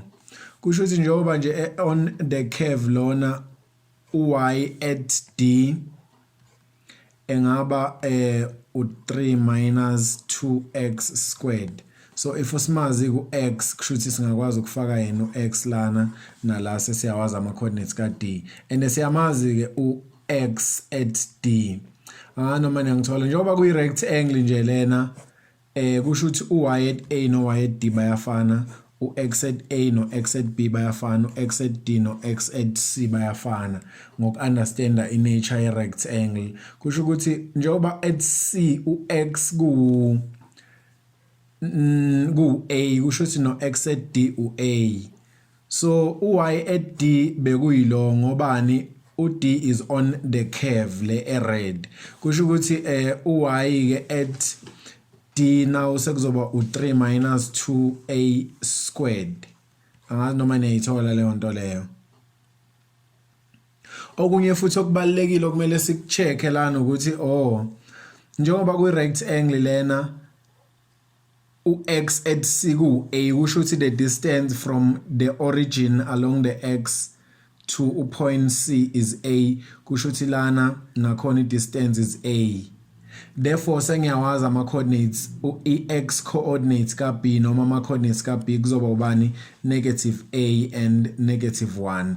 Noma niyayithola lento u-y already ngiyamazi i horizontal line le y equals -1, u-y at B no y at C kumele befane. So u-a ngithatha ngokuthi okay le origin angithi, so u0 x walana u-x wala u-a kusho ukuthi distance yalana u-a, therefore ne distance yalana kuzomela kube ubani kuba u-a ngoba ngendlela ehleli ngayo le rectangle lena uyayibona ukuthi fita kanjani kwi graph yethu.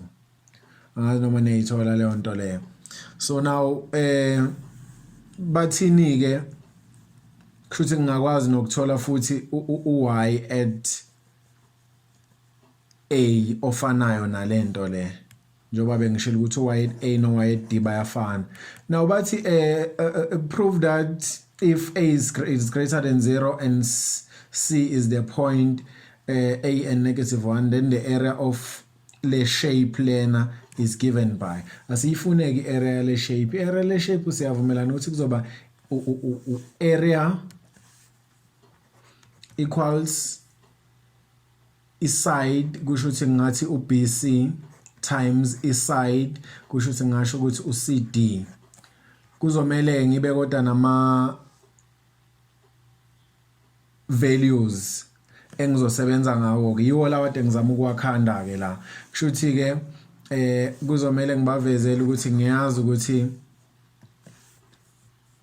ama coordinates ka D u-a and 3 minus 2a squared mhlambe and then therefore uCD I distance y at a minus y at c. Uyakhumbula the vertical distance zicalculate kanjalo y waphezulu minus y waphansi. Kuzogcina kuba ubani ke kuzoba u4 minus 2a squared I distance CD leyo. And then distance a distance BC ngizomthola kanjani kusho ukuthi kuzomela ngithi ama coordinates ka B is negative a and negative 1 ngokubuka ukuthi le distance le from the origin to C is a, therefore the distance from the origin to B is also a.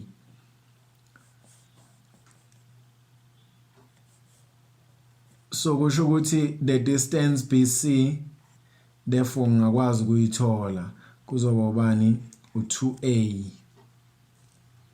Noma niyayibona le nto, therefore I-area kuzoba ubani ke BC times CD. Noma iyabonakala uBC u2a uCD u4 minus 2a squared bese siya times ke 2a times 4 is 8a minus 2a times 2a squared is 4a cubed. So iprovile le nto bethi iprove ukuthi I-area is given by le nto le. Calculate the value of a for which the area is a maximum. Give your answer in simplified set form. Kusho ukuthi so kuzomela derive I-area si-equate to 0 ukuze sikwazi ukusolva u-a ozosinikeza the maximum area. Maximum uyaderive equate to 0. Derivative equal to 0 for maximum kuzoba u8 minus 12a squared equals to 0. Sesingakwazi ukuthi sisolve bese siya simplify ke I-answer yethu, solve a bese simplify I-answer yethu. Kuzoba ubani ku a squared qala is 8 over 12 and then a is bebethe kushuthi kuzoba square root of 8 over 12. Square root of 8 over 12 is root 6 over 3. So a is root 6 over 3. Usunaye ku a wakho. Ngoba sesikhulumile ngama shapes ama 2D kusho ukuthi masingakhuluma ngama shapes ama 3D, the only thing esingayi-add nje is the volume kuphela. I-area sikhulumile nge-area yama shapes, sakhuluma nge-perimeter. I-volume i-exista only kuma 3D objects. Kusho ukuthi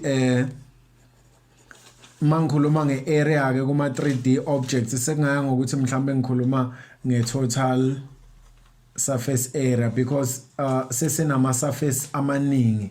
Akufani mangine square kanjena ucalculate area ukuthi ngithi lona lo because I-area enginayo ku square ile nje kuphela le esiyibonayo. But mase ngikhuluma nge-block eyi-square kanjena sekinama area amaningi manje.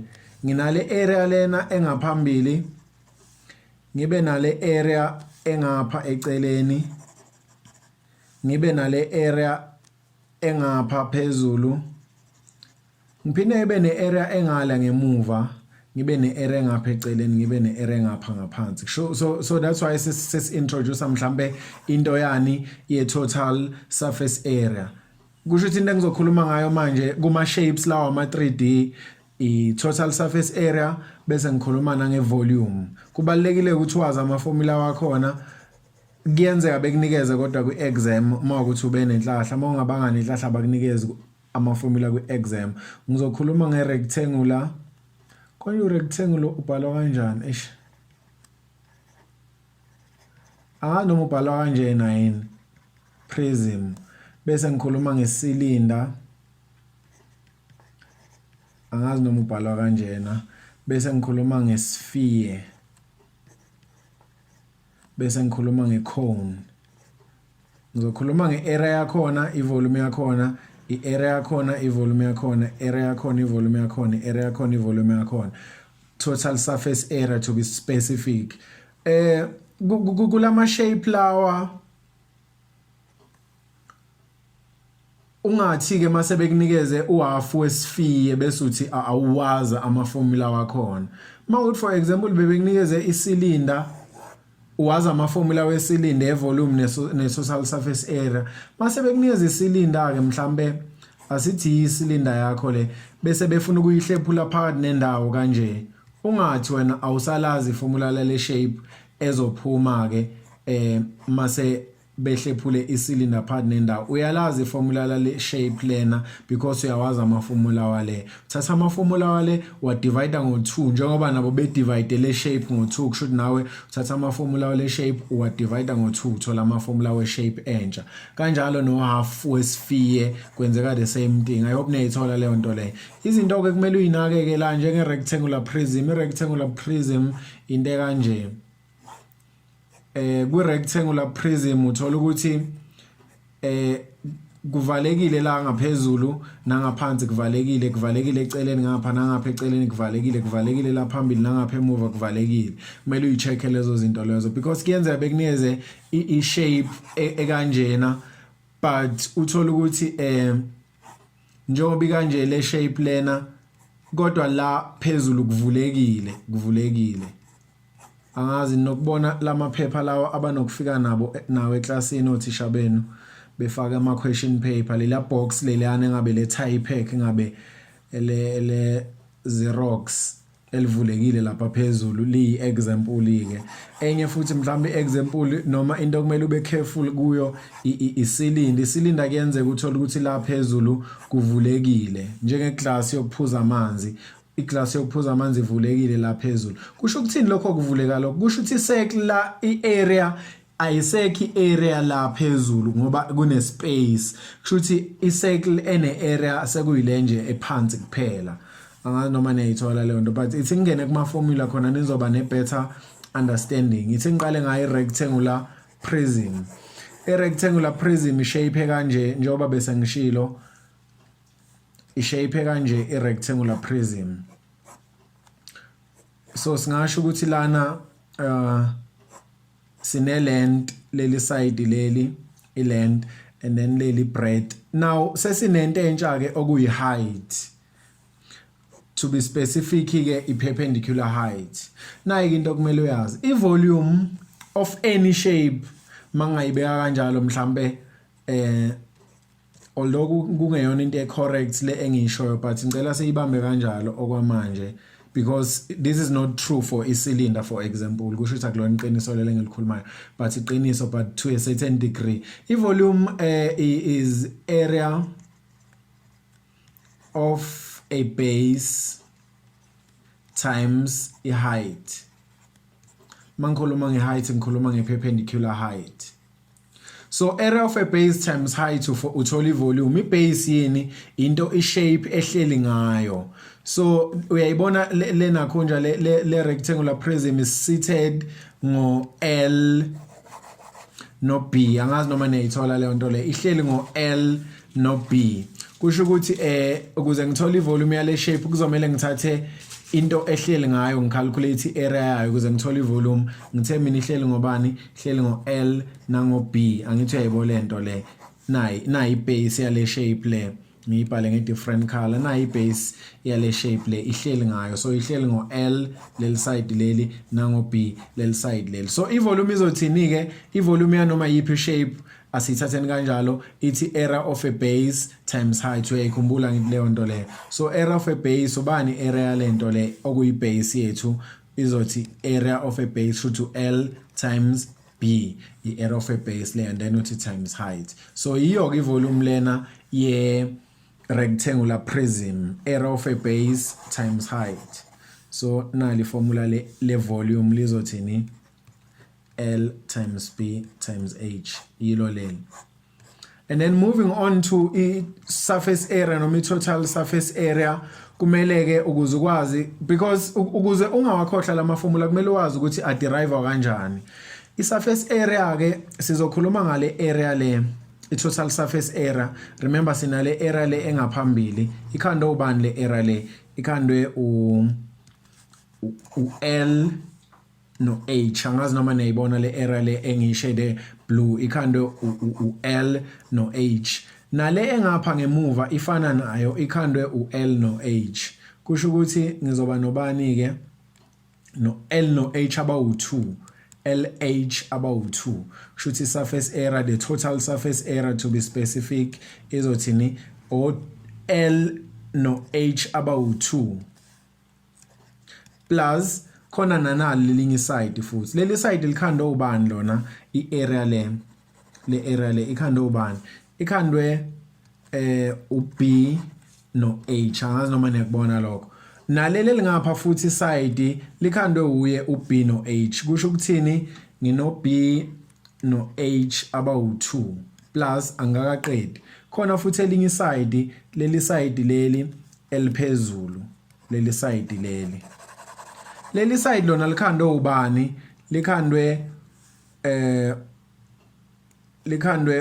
u-L, likhandwe u-L no B. Angazi noma niyangithola. Likhandwe u-L no B lona. Kusho ukuthini naleli lingaphansi futhi lizokhandwa u-L no B njengoba nibona. Kusho ukuthi awu2 ama side akhandwe u-L no B. Sengiqede ngawo wonke ama side. Njengoba ngisho ukuthi total surface area add wonke ama area wama side. Kusho ukuthi I total surface area ye rectangular prism iyo le.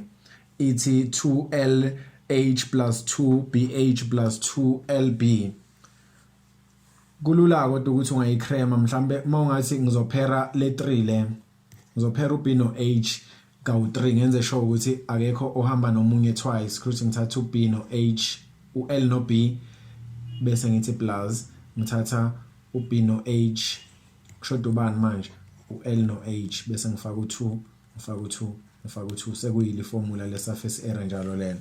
Angani noma niyayithola but kungcono mawuyibambe kanje, because mawuyibambe kanje uzokwazi ukuthi hawo mabethi ivulekile lento phezulu kusho ukuthi mayivuleke phezulu uL no B abasezukuba bawu2, uL no B usezoba yi1. Kusho ukuthi iyalimala izoba kanje. Angazi noma niyayithola. Mawukuthi ivuleke esayidini kusho ukuthi uB no H bayalimala abasezukuba u2 oB no H. Kusho ukuthi lo 2 seyalimala kuzosala u1 kanjalo kanjalo. So mangathi ibivuleke emasayidini o2 kusho ukuthi yonke le area le ayisa exist. Kusho ukuthi iformula lizosala likanje. Iyo kama formula kumele siwazi lawa kwi rectangular prism. Njengoba bese ngishilo ukuthi kuzodependa ke kwi formula le total surface area ukuthi ivuleke kuphi le shape yethu. Lapho evuleke khona kusho ukuthi lo 2 yalimala. Mawukuthi ivuleke kuwo o2 ama sides kusho ukuthi sekulimala vele the whole thing. Mhlambe for example if bekuvuleke uL no H. Moving on to cylinder.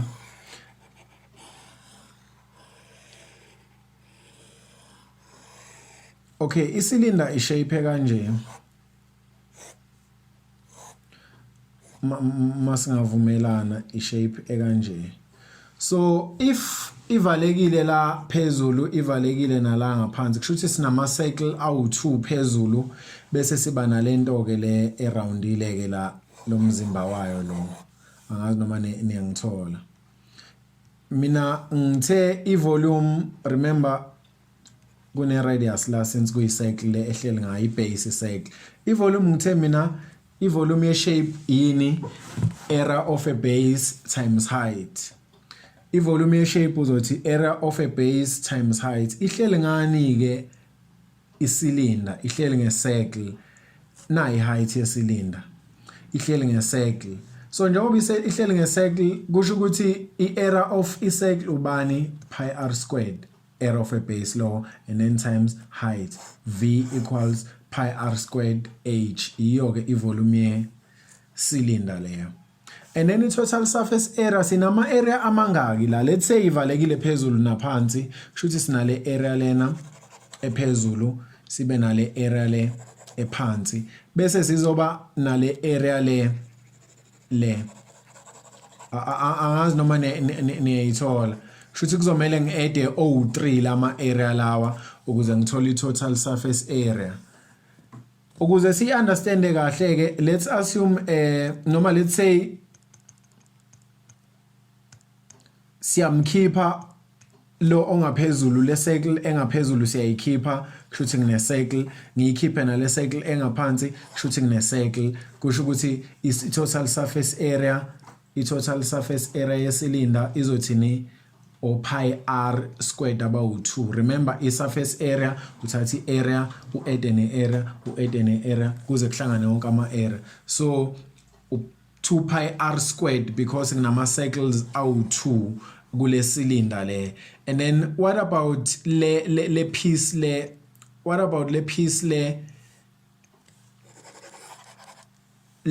ade ngiyishade le ngo green le piece le. Yona ke ukuze mhlambe siyibone kahle, mawungathatha uthi ngifuna ukuyikhatha le cylinder yami, let's say ama cycles sesiwakhiphile. So masiwakhiphile ama cycles sele ne cylinder bese sifuna ukuyikhatha la lento yethu. Masiyikhatha siyavumelana ukuthi mhlambe in 3D form mhlambe ingavela ibe kanje. Angikwazi ukudraw but kungaba into etha ibe kanje mase siyikhathile.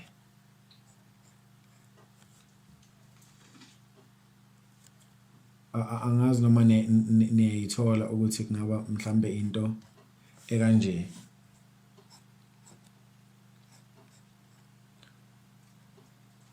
Kungaba ipiece kanje mangathiwa sesiyikhathile la.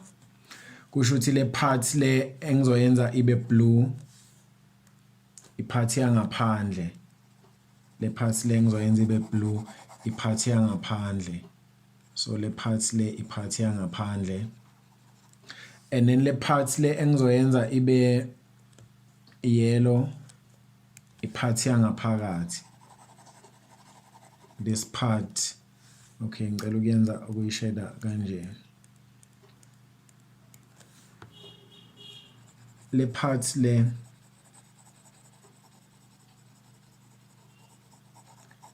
ipart yangaphakathi le kwi shape yami. I hope niyayithola leyo nto leyo. Now mangathiwa ngithi mina le cylinder yami ngifuna ukuyivula, lento le shape yami le ngifuna ukuyivula ngendlela ukuthi igcine ibe flat, kuzogcina kusala into kanje. Angazi noma niyayithola, kuzogcina kusale i-shape kanje. Kuzogcina kusela i-shape kanje ekugcineni mawukuthi ngizoyinweba izilale phansi ibe flat lento yami. Kusho ukuthi sengisele nje no yellow kuphela kahle kahle. Mawuzoyicabangisisa kahle, ublue ungale ngemuva, ublue wethu. So sengine shape kanje. I hope seninayo ke understanding. Now i-height yami kusase uye lona, le distance le iyo kahle into ebengifuna ukufika kuyo. Le distance le uyavuma ukuthi ile distance le esuke i-wrapped around i-circle le esuke iphezulu. Le distance le, this distance le ile distance le egcina ikhanda i-circle lapha phezulu. Le distance le kusho ukuthini mangihlanganisa lento lena ngiyibuyisele emuva, this is actually u2 pi r. Remember I distance around the circle, the circumference is 2 pi r. Kusho ukuthi kule shape le noma le parts le eshodayo ku total surface area ikhandwe ile rectangle, ngizothi mhlambe mysterious rectangle ngoba phela kusuke kungayona i-rectangle but sesiyenze yaba i-rectangle, ikhandwe ileli side times leli side, area le rectangle kusho ukuthi 2 pi r times h. Le i total surface area yecylinder. The only change ongayenza kule cylinder lena noma kule total surface area le cylinder ukuthi mawukuthi iclass yokuphuza amanzi for example kusho ukuthi access kuba ama cycle awu2 kusho ukuthi area yama cycle izolimala kusala u1 if ivuleke phezulu naphansi kusho ukuthi uzosala nento kanjena phela anganoma neyithola but I volume area of a base times height so ukuthi ke sothanda kuba nenkinga ke la mawukuthi isivuleke ngaphezulu nangaphansi mangicabanga angazi but asiqhubeke ngiyayithanda le drawing le ngibona ngathi inhle masingadlulela mhlambe kwenye shape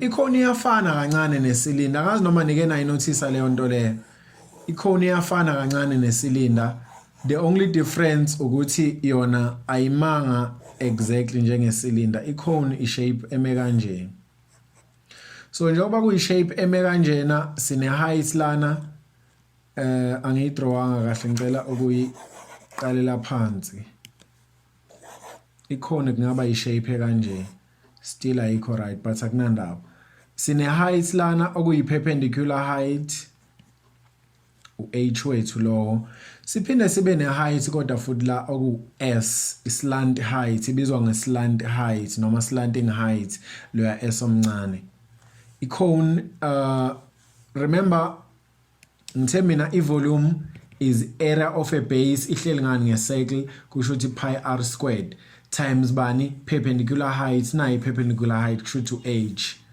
h manje inkinga le volume leni sifuna ukufana neyesilinda angazi noma niyayibona ivolume yesilinda sithe upi r squared times height nala futhi sesithola upi r squared times height kuthanda kuba inkinga ke lokho but akuhluphi kakhulu into kumele uyazi nje ukuthi lana ke uvela u-add 1/3 sekuyi volume ye cone le lo 1/3 usho ukuthi icone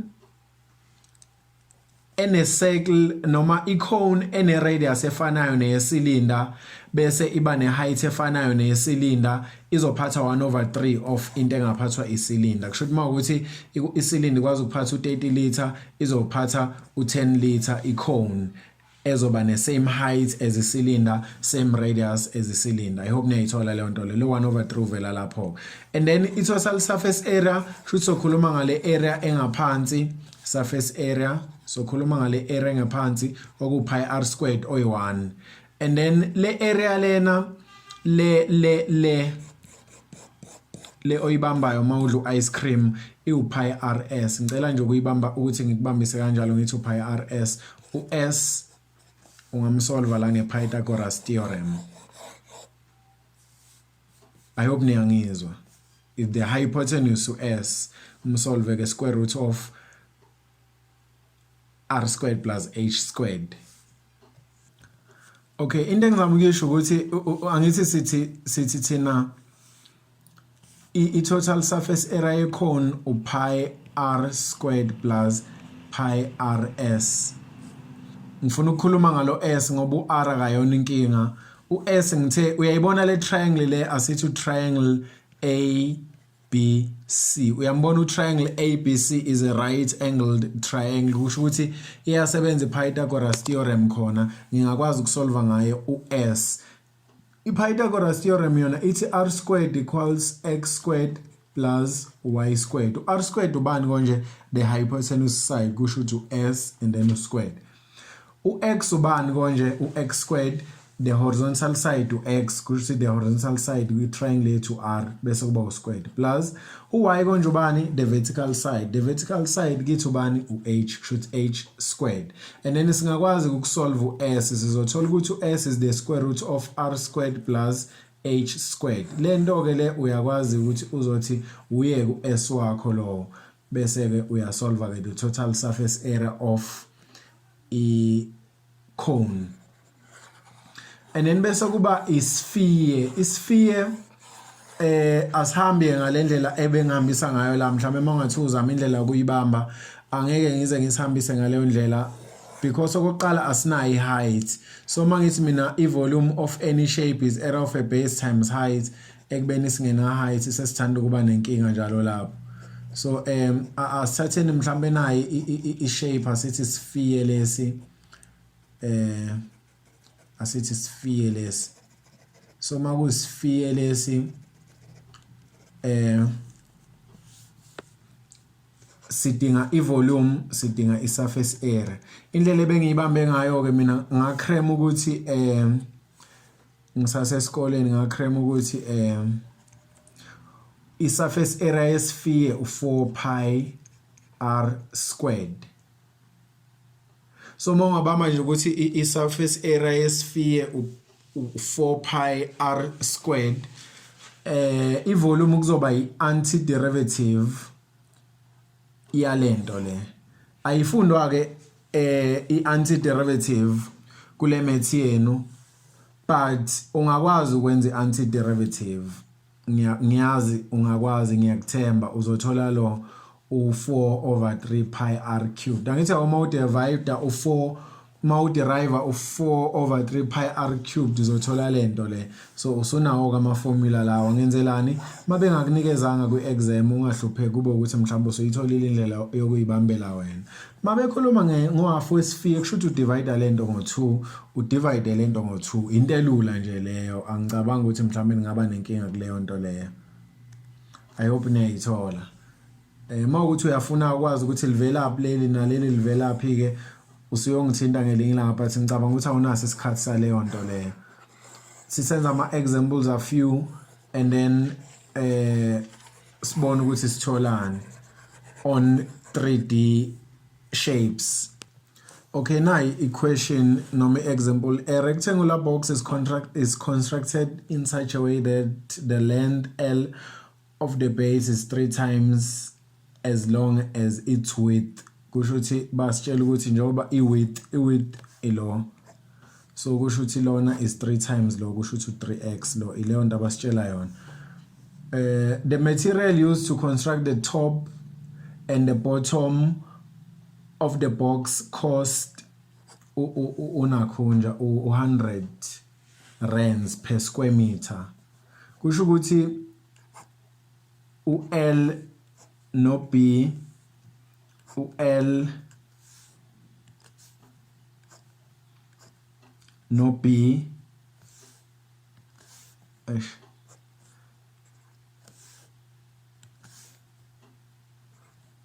u-L no B u-L no B waphansi u-L no B waphezulu kubathathe 100 rand per square meter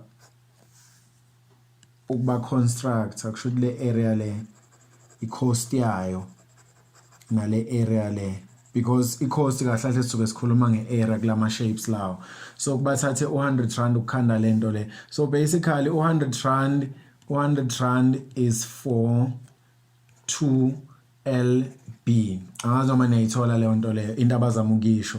The material used to construct the sides of a box i-cost ya 50 rand per square meter kusho ukuthi iside neside ulithathe remember iside likhanda u-L no H u-L u-B no H sorry u-X lo laphana but u-breadth lona and then height i-breadth lena angazi why ngifaka u-L ngikhuluma nge-breadth i-breadth i-height i-breadth i-height so bathi i-material esebenze ukukhanda le area lena and le area lena kube u50 rands kusho ukuthi u50 rands uya kubani uya kubo L kubo BH abawu2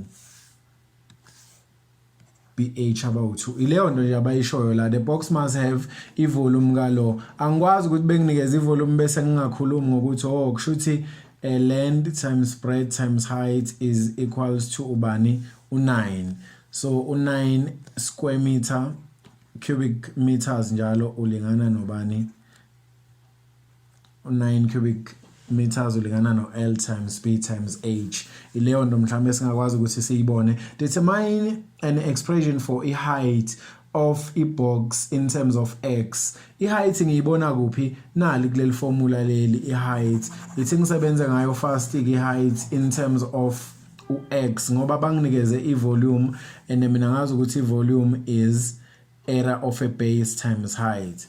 So volume is length times breadth times height. Ngaleyo reason u9 volume, i-length ubani u3x, siyavumelana ngithi, and then i-breadth ubani u-x, i-height anginayo, so h is bani kuzoba u9 over 3x squared, u-h wethu 9 over 3x squared shoot u3 over x squared. Noma niyithola ngithi ngino 3x squared equals 9 bese ngidivide ngo 3x squared ngapha nangapha. So lona lo bayakhanselana kusala ubani 3 times 1 and then kuzoba phuma le answer ke leya.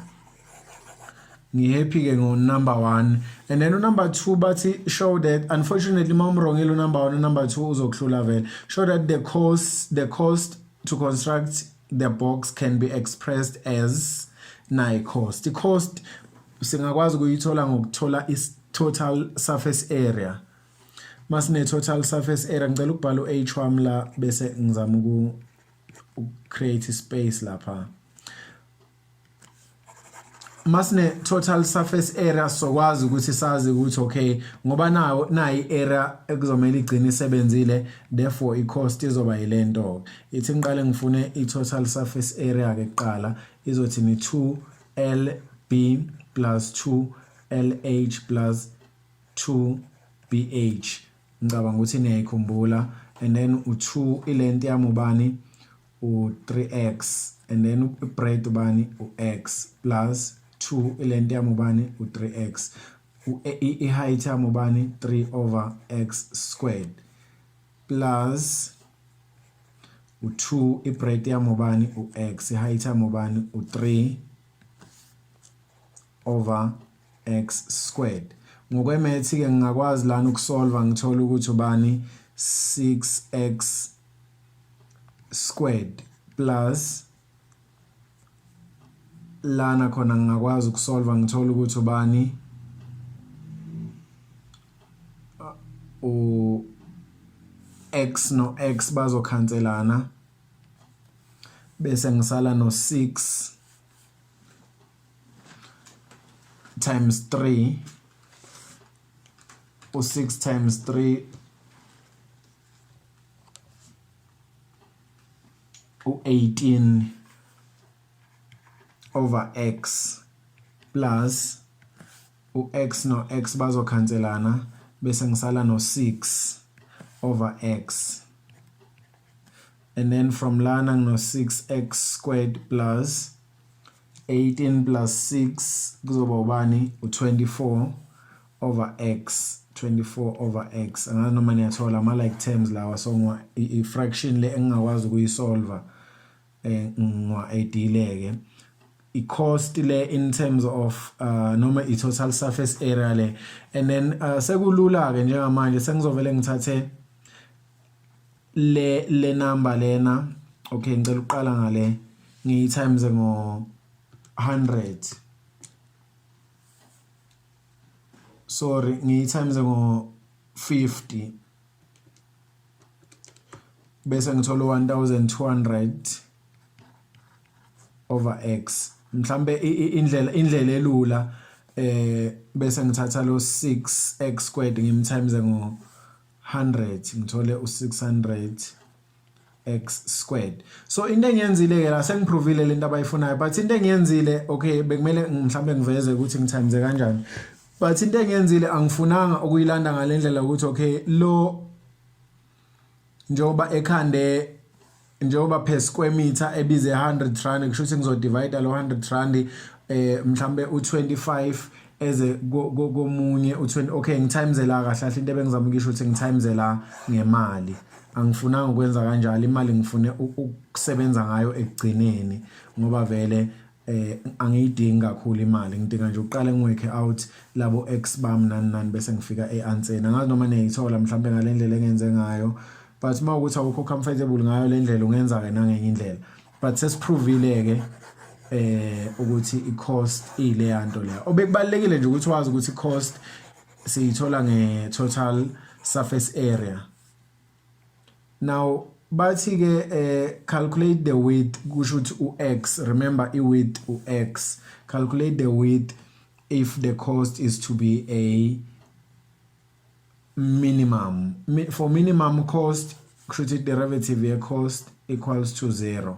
Asiyiderive ke lento but kuzomela siqale siyilungise kusho ukuthi kuzoba ubani 1200x minus 1200x minus 2 equals to 0. Uzoyilungisa bese uyayiderive uzothola yona lento le. Bese ngizama ukusolve x ke kuzoba ubani. Uma ngitranspose lona ngizogcina ngithola u-x cubed equals 1 mangisolve x la, and then u-x kuzoba u1 ke kusho ukuthi usumtholile kusho ukuthi u1 meter if angenzanga imistake. Usuqedile, I hope niyayithola. Okay, now again a problem. But a cylinder with height 2x units is placed inside a sphere with radius of law. Sphere sinale radius le 5√3. The cylinder and sphere touch at O. O is the at A. Sorry. O is the center of a sphere. So njoba bethintana kanjena kubukeka ngathi isphere sifita perfectly kule icylinder ifita perfectly kule sphere. And if that's the case kusho ukuthi the center of a sphere is also the center of a cylinder. So if kuyi center of icylinder u-O kusho ukuthi njengoba ku2x nje lana kusho ukuthi la u-x u-OP u-x, and then ukusuka lana ke uza la kusho ukuthi omunye ku-x lo ukuze kube u2x height. Anganoma niyayithola leyo nto leyo. But kufuna ngathi ningayithola. Besay analyzela nje ngokwe information abasinikeza yona. Sebethi find the value ka x and hence I height for which the cylinder has a maximum volume. I cylinder I volume yakhona area of a base times height. Anginankinga ke nalento lena u-x mhlambe mangathi pi r squared ngoba anginayo r bese ngifaka i-height yami u2x anginankinga. Inkinga yami ukuthi angeke ngize ngikwazi ukumsolva ukuderive lento bese ngisolve u-x ngithola u-x ocacile ngoba anginaye u-r. Kusho ukuthi kuzomela ngizama ukwenza iplan ka-r. But iplan ka-r sengiyaqala ngiyasolve. Iplan ka-r kulula ukuthi ngiyikhande because u-OP sengishilo ukuthi u-x. So if u-OP ewu-x kusho ukuthi kule triangle OPA ngingakwazi ukuthi ngisebenzise i-Pythagoras theorem since right angled triangle. I-hypotenuse side is 5√3 uno squared. I-horizontal side is r uno squared. I-vertical side is x uno squared. So u-r squared ngiyakwazi ukumsolva la. U-r squared kuzoba ubani ke? Kuzoba u75. Noma u75 enilento le. 5√3 squared. Okay, u75 minus x squared. I hope niyabona ukuthi ngimsolve kanjani lo. Ngitranspose u-x squared wayoba negative and then ngashaya lona kwaphuma lo. Ngakwazi ke kahle ukuthola u-r squared nje ewonke. Kusho ukuthi volume izothini pi r squared times height pi u-r squared ngimfaka nje wonke enjalo times i-height ubani u2x. Nganoma niyayibona lento le. Sengingakwazi ukuthi ngithini 150 pi x ngithatha upi lo ngazomhlanganisa nalo 2x lo bese ngiremove ama brackets kushuthi minus 2 pi x cube. Iyo ke volume le, but sifuna u-x ozosinikeza ini i-maximum volume. Kusho thatha yona le volume lena si derive equated to 0 for maximum volume. Kuzoba ubani 150 pi minus 6 pi x squared equals to 0 bese solve ke u-x lana u-x kuzoba ubani square root of ubani lo 150 over 6 ngicabanga ukuthi izoba kanjalo angazi noma niyayithola ukuthi ngifike kanjani ku 150 over 6 ngizothola u-x owu5 x equals 5 senginaye ku-x ozonginikeza the maximum value bathe angithola ivalue ka-x and hence i-height kushuthi i-height ubani ke i-height kuzoba ubani 2x oku2 times 5 oku10 so u10 units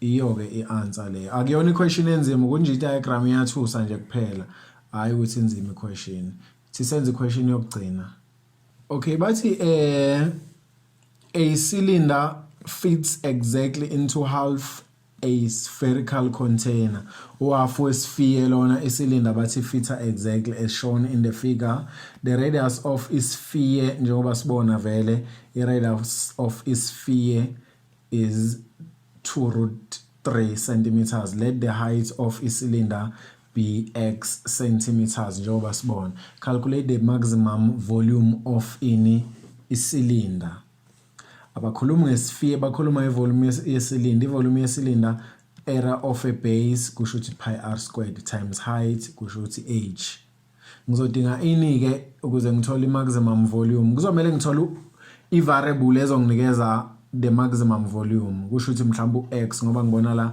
sengino x vele ku-h kusho ukuthi kuzomela ngisolve u-x ozonginikeza the maximum volume bese ngiyamthatha u-x ngizomfaka kwi-volume ngithole i-maximum volume inkinga yami ukuthini njengamanje mangayibuka nje from la le volume lena ino pi u-r anginaye kusho ukuthi r squared times height u-x ngizoba nenkinga la ukuderive bese ngisolve u-x ngoba u-r naye uyi-unknown or u-r squared uyi-unknown ungayenzi mistake yokuthi uthi lo r lona ilo r lo no lo r lona owesphere lo r lona kanti mina ngifuna u-r1 wesilinda kusho ukuthi ngifuna lento mina le lo r lo okay asinankinga ke nalokho into esingayazi lana ukuthi how njoba nginesilinda nesphere noma no half a sphere